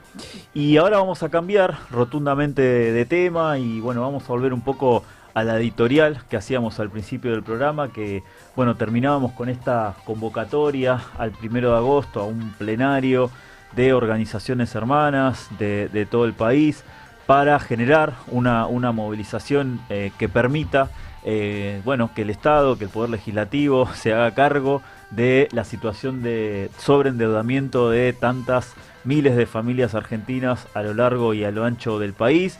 Esta es una iniciativa que inició de a poquito hace ya algunos meses la Alameda y que estamos sumando a otros sectores de sindicatos, de organizaciones sociales, políticas, colegios de profesionales, universidades, distintas áreas que ven que este es un problema que se profundiza. De hecho, tuvimos la semana pasada una comunicación del Banco Nación donde por primera vez se autoriza a generar el débito de los pagos de la tarjeta de crédito, sean parciales o totales, durante todo el mes. Es decir, no solamente ahora se debita la fecha establecida, sino que se puede seguir insistiendo. Hubo, por otro lado, del Banco Provincia también hay un plan para desendeudamiento que flexibiliza y que estira un poco los plazos, pero no aparece una solución de fondo. Y para eso vamos a estar conversando ahora en minutos con un abogado, un compañero, amigo de la Alameda, que también viene dando una mano, es abogado especialista en Derecho de la Comunicación, para trabajar esta cuestión del desendeudamiento, esta campaña que reiteramos inició la Alameda y que encuentra antecedentes históricos en otras situaciones en las cuales el Estado Nacional, a través de decretos, de decretos del Poder Ejecutivo, estatizó, condonó o flexibilizó enormemente las facilidades para que grandes empresas puedan licuar sus deudas o especificar deudas que tenían en dólares. Así que, basándonos en estos antecedentes, que incluso, reitero, fueron a través de decretos y que después finalmente pasaron al Congreso de la Nación, al Poder Legislativo, finalmente recién después fueron aprobados esos decretos. Nosotros lo que estamos solicitando es una medida, una solución de fondo para aquellas familias, para aquellos trabajadores, trabajadoras que se encuentran endeudados, no para especular, no para realizar algún tipo de inversión, no para hacer una compra de una casa, de una vivienda, sino para familias que están endeudadas con las tarjetas de crédito, con créditos fintech. La más conocida tal vez es Mercado Pago, pero no es la única, o con tarjetas de crédito como aquellas que están por fuera del sistema formal de bancos y que tienen realmente intereses absolutamente usureros. Así que un poco la propuesta y lo que vamos a estar proponiendo en este plenario virtual del 1 de agosto es una medida de fondo que rescate a las familias que se endeudaron para comer, que se endeudaron para soportar, para gastar, para gastos fijos, tanto de trabajadores formales como los informales, que obviamente nuevamente son los más golpeados en esta situación, porque muchas veces, de acuerdo a su perfil crediticio, a su capacidad económica, tienen que recurrir a alternativas de crédito que no son, digamos, las formales, y que por ende tienen plazos y cuotas y porcentajes que son mucho más altos de los medios tradicionales, que ya de por sí, al estar flexibilizados, obviamente tienen cláusulas y pagos, digamos, de intereses que son realmente leoninos, ¿no? Sí, así es. Es una tragedia nacional la que está viviendo la población económicamente activa, sobre todo aquellos que están con salarios por debajo de la canasta básica, o sea que cobran menos de 1.400.000, que es lo que el INDEC establece, y muy amañadamente como piso básico para no ser pobre. La abrumadora mayoría de los asalariados perciben menos que este monto, y además están endeudados, o inducidos, mejor dicho, en endeudamiento permanente ante el congelamiento de las paritarias, ante la pulverización del salario mínimo, ante la precarización de las condiciones laborales, lo cual hace, digamos, que además estén enredados en una telaraña de intereses usurarios por parte de bancos, de fintech y, por qué no, de narcos en los propios barrios. Y frente a esta situación desesperante, hay una propuesta para condonar una ley para emergencia de las deudas esenciales, y para esto vamos a estar en contacto con el doctor Miguel Rodríguez Villafañe, un prestigioso constitucionalista de la provincia de Córdoba, con el cual estamos trabajando un proyecto común. ¿Estamos en contacto? No, todavía no está, nos estaba ahí esperando Miguel, vamos a ver si podemos recuperarlo para poder sacarlo. Escribió un artículo que está publicado en el portal de la Alameda, de Somos Alameda, donde hace, esto un poco, ¿no? Un raconto de antecedentes históricos. Tal vez el más conocido, el que siempre suele citarse, es el grupo Macri. Recordamos que fue en su momento bastante escandaloso, como fue el caso de Socma y Fiat. Pero también hay otros como Acindar, como Techin, más cerca en el tiempo tenemos el caso de Ford, de IBM. Un poco estos datos históricos que dan respaldo a lo que estamos solicitando y que ahora sí nos va a poder explicar el doctor Miguel Rodríguez Villafañe. Es abogado, especialista en Derecho de la Comunicación, de la Información y Cooperativo, autor, entre otros, del libro Crímenes de Crímenes, Genocidios entre 1914 y 2005. Bienvenido, doctor Villafañe, bienvenido a Laudatista. Facundo Lugo y Gustavo Vera lo saludan. Bueno, el gusto, como siempre, estar con usted, con Gustavo, con Facundo, y siempre de estar esto a la Alameda, preocupado por el bien común, ¿no? Aquel tema a reflexionar. Sí. Sí. Sí, doctor. Tema a reflexionar. Sí. Te escucho. Lo que estábamos diciendo que vamos a trabajar con las organizaciones sociales, sindicales, políticas que quieran sumarse y consensuar, obviamente, un proyecto para reclamar la condonación de las deudas esenciales de la población económicamente activa que está por debajo de los ingresos básicos para cubrir la canasta básica. Usted presentó un proyecto, nosotros lo publicamos en nuestra página, lo compartimos, queremos de alguna manera que sea la base de este debate, de este debate federal, y sería muy importante explicarlo a la audiencia de qué se trata. Así es, fíjate que esto es muy importante, Gustavo, porque los argentinos estamos acostumbrados a que los poderosos nos saquen dinero propio y se considera que eso es un aporte para que el país no se venga abajo.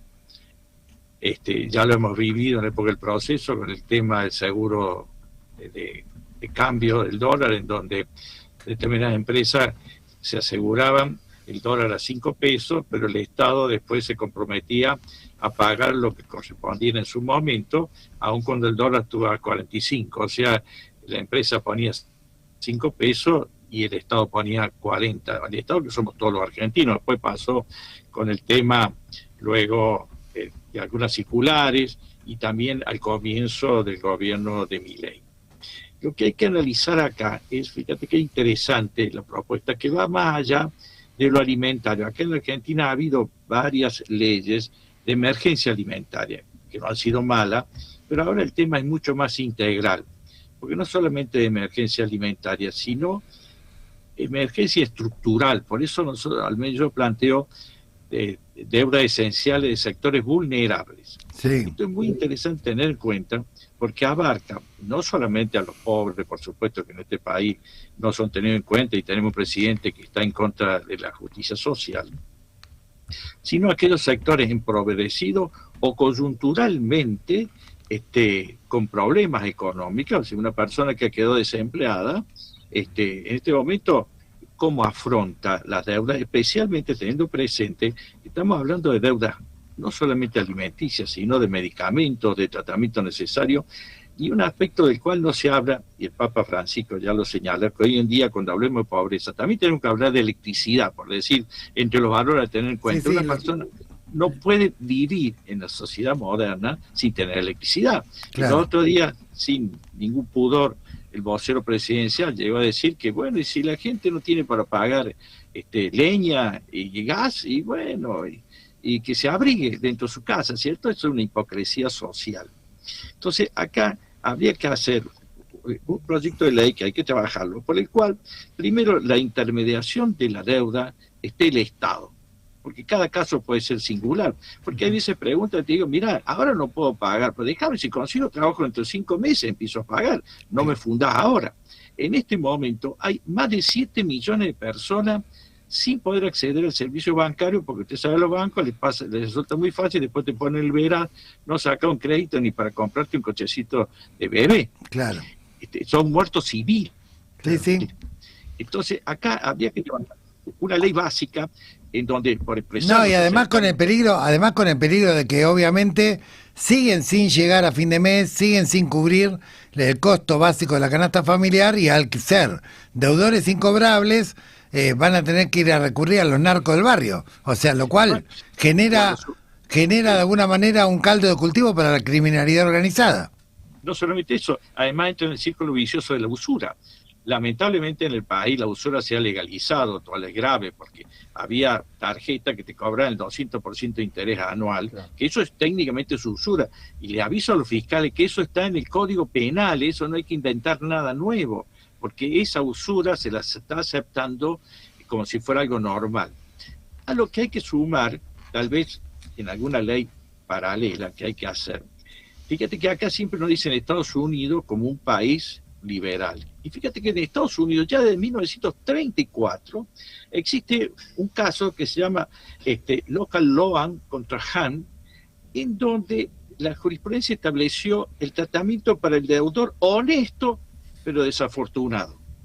Acá hay muchos deudores honestos que no les quedó otra vuelta más que no poder pagar en un circuito tramposo, en un momento en donde realmente no hay plata o ha quedado desempleado, etcétera. Incluso y donde además las paritarias están por debajo de la inflación, y el salario mínimo, que es el que de alguna manera fija parámetros para la economía informal, fue pulverizado en 2/3 partes.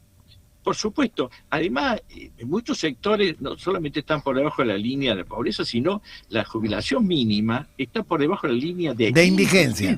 Así es. O sea, acá estamos en una situación de decir, resulta que a los poderosos en su momento, grandes empresas, Martínez de Oz, Pérez Compán, Grupo Clarín, etcétera, se le asumió la deuda que no vaya a ser que tengan una crisis financiera para salvar el sistema. Y acá estamos dejando, ya hoy hay 7 millones de personas fuera del sistema bancario. Cuando digo fuera, porque no pueden sacar eso. Además, están gastando para consumir, para pagar alimentos. Ni hace falta los efectos paralelos que bien no podés atender directamente por los médicos. Acá en Córdoba nosotros hicimos un juicio ético de opinión en donde denunciamos, que ya lo venía denunciando en algunos aspectos el Papa Francisco, al genocidio por goteo de las personas mayores y los discapacitados. Acá realmente, imagínate, me decía un médico la otra vez que las personas le decía, estaba hablando de enfermedades crónicas, no enfermedades más graves, como podría ser un cáncer, leucemia, que le decía, ¿qué hace más daño?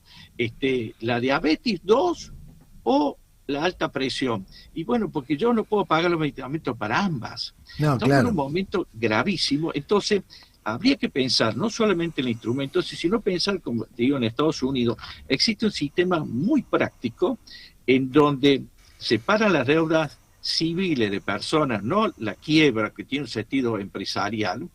En 3 meses se soluciona el tema, se le paran los intereses y se llama allá el tema Fresh Start, o sea, refrescar el pasado y dejar empezar de cero. Fíjate, acá el presidente, que generalmente suele consustanciarse con el judaísmo, y te digo, uno está consustanciado porque como cristiano el Antiguo Testamento también nos rige a nosotros. En el Antiguo Testamento, si estamos hablando 5.000 años antes, cada 7 años había un se jubileo. condonaban las deudas. Claro. Y cada 7 veces 7, o sea, 49 años, al año siguiente, o sea, a los 50, no solamente se condonaban las deudas, sino que había que devolver, por ejemplo, las tierras que se hubiera quedado el acreedor. E incluso un tema que en ese momento, estamos hablando hace 5.000 años, el deudor pasa a ser esclavo. Tenía la obligación de darle la libertad a esos esclavos de deuda.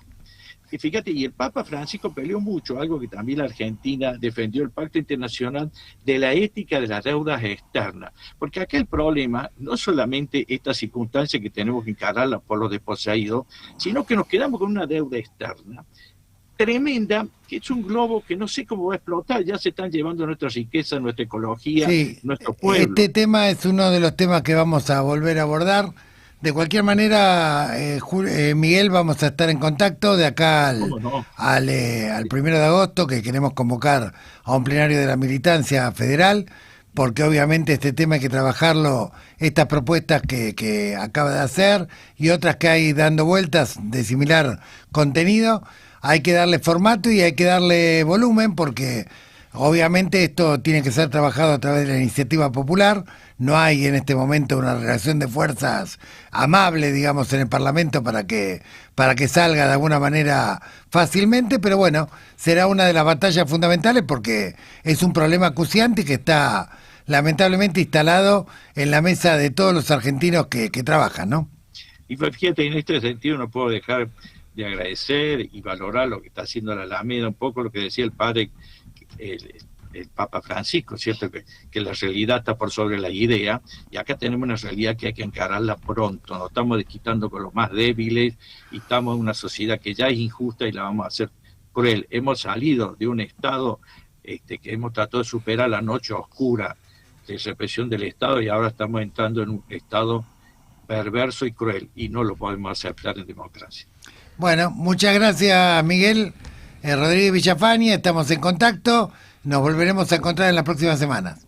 Va a ser un lujo y gracias por todo lo que hace. Bien, bueno, pasaba Miguel Ángel Rodríguez Villafañe. Pueden encontrar este artículo en la página de la Alameda, somosalameda.org.ar. Y ahora, finalmente, queríamos dedicarle, aunque sea unos minutitos, recordando que estamos en el segmento que estuvimos tocando otros temas, seguimos en el segmento Pulso contra la Trata, con lo cual, además del caso de Logan, también queríamos tener, aunque sea algunas impresiones respecto del caso de Agostina, muy brevemente. Recordar que fue esta niña que bueno, desapareció y finalmente fue hallada en la provincia de Córdoba, y que en principio todo indicaba que se trataba de un femicidio, pero que de a poco comienza a vislumbrarse la posibilidad de que haya sido víctima, haya sido entregada, o detrás de este homicidio, de este femicidio, hubiese una situación al menos de trata, probablemente de trata con fines de explotación sexual. Ahí tenemos una red muy vinculada al poder político, muy vinculada a un club de fútbol, vinculada también a un boliche. Y para conversar un ratito sobre este tema, ahora vamos a ver si llegamos, vamos a tener a un periodista que estuvo y que está cubriendo, digamos, los primeros pasos de la investigación por el caso de Agostina en la provincia de Córdoba. Sí, Cristian Echeverría, conocido popularmente como Cristian Eche, corresponsal de Crónica, estuvo en Córdoba desde el inicio de la causa Agostina y siguió después todas las ramificaciones que tuvo la causa. No sé si ya estamos en contacto. No, bien. Bien. Bueno, adelantarles que hay varios detenidos, no solamente el autor directo de la violación seguida de muerte de Agostina, Cristian Barrelier, sino además también Osvaldo Faceta, que también estaba en el lugar, Soledad Andreani, que es la dueña de uno de los boliches donde se descubrió que había prostitución infantil y explotación de menores, Marianela Palmero, que es la pareja de Barrelier. Estos 4 están detenidos, pero además esto ha destapado, digamos, una red de la noche donde aparecen varios boliches como Guachita, Luzbelito, Malibú, que estaban habilitados aparentemente como boliches de whiskerías o lugares de recitales de rock, etcétera, que en realidad escondían lugares de explotación sexual, y lo más grave, explotación sexual de menores, con lo cual se está investigando si existe alguna conexión, alguna red de trata mediante la cual a Agostina se le haya querido hacer parte. Es una de las investigaciones. Por otra cosa que también destapa escandalosamente esta situación es que Barrelier estaba como planta permanente en el municipio, que había sido puesto por un concejal muy influyente, que suele colaborar y articular en campañas. Este concejal tuvo que renunciar, que había en el área de habilitación varios que hacían la vista gorda, al igual que la policía, frente a todos estos cabarets, a todos estos boliches, digamos, donde había explotación, que testigos de identidad protegida que fueron explotadas en esos boliches denuncian que no solamente que había menores, sino además que las drogaban y que además solía concurrir gente de poder adquisitivo alto, gente de poder y gente influyente. Por lo tanto, digamos, la tragedia, el horror de lo que ocurrió con Agostina sacó a la luz, a la superficie, digamos, toda la podredumbre que había de alguna manera de complicidad, de promiscuidad entre barras bravas, entre proxenetas, entre tratantes, entre funcionarios corruptos, boliches mal habilitados y obviamente una justicia que actúa a destiempo, como fue en este caso, donde ni siquiera se aplicó inmediatamente la alerta Sofía cuando Agostina fue... se supo que había desaparecido. Se tardó prácticamente 72 horas en activar los protocolos de búsqueda correspondientes, que fueron decisivos, digamos, para que después fuera violada, muerta, descuartizada y después saltara toda esta podredumbre. Lamentablemente se nos está yendo el tiempo, así que la próxima semana vamos a contactarnos con Cristian Echevarría, que fue... creo que el periodista que siguió más consecuentemente el caso, y ahora vamos a recordar las repetidoras amigas de este programa. Sí, bueno, ahí respecto de... seguramente tendremos a Cristian la semana que viene para seguir trabajando este tema de Agostina. Pero bueno, finalmente no queríamos despedirnos y no queríamos finalizar el programa sin enviarle, como siempre, un cordial saludo a los compañeros, compañeras que semanalmente repiten el programa de la Alameda, Laudatistas, que puede ser escuchado en FM Fénix 101.1, ahí en Las Toscas, en la provincia de Santa Fe, los días martes, mañana a partir de las 10 de la mañana. También en los días martes, pero a las 18 nos pueden escuchar, se escucha la repetición en Radio Online Perspectivas. El día miércoles, ahí en la provincia de Corrientes, nos repiten los amigos y amigas de Radio Mega en 98.1, también los miércoles, pero a las 19 horas nos pueden escuchar a través de la FM Azotea de Mar del Plata.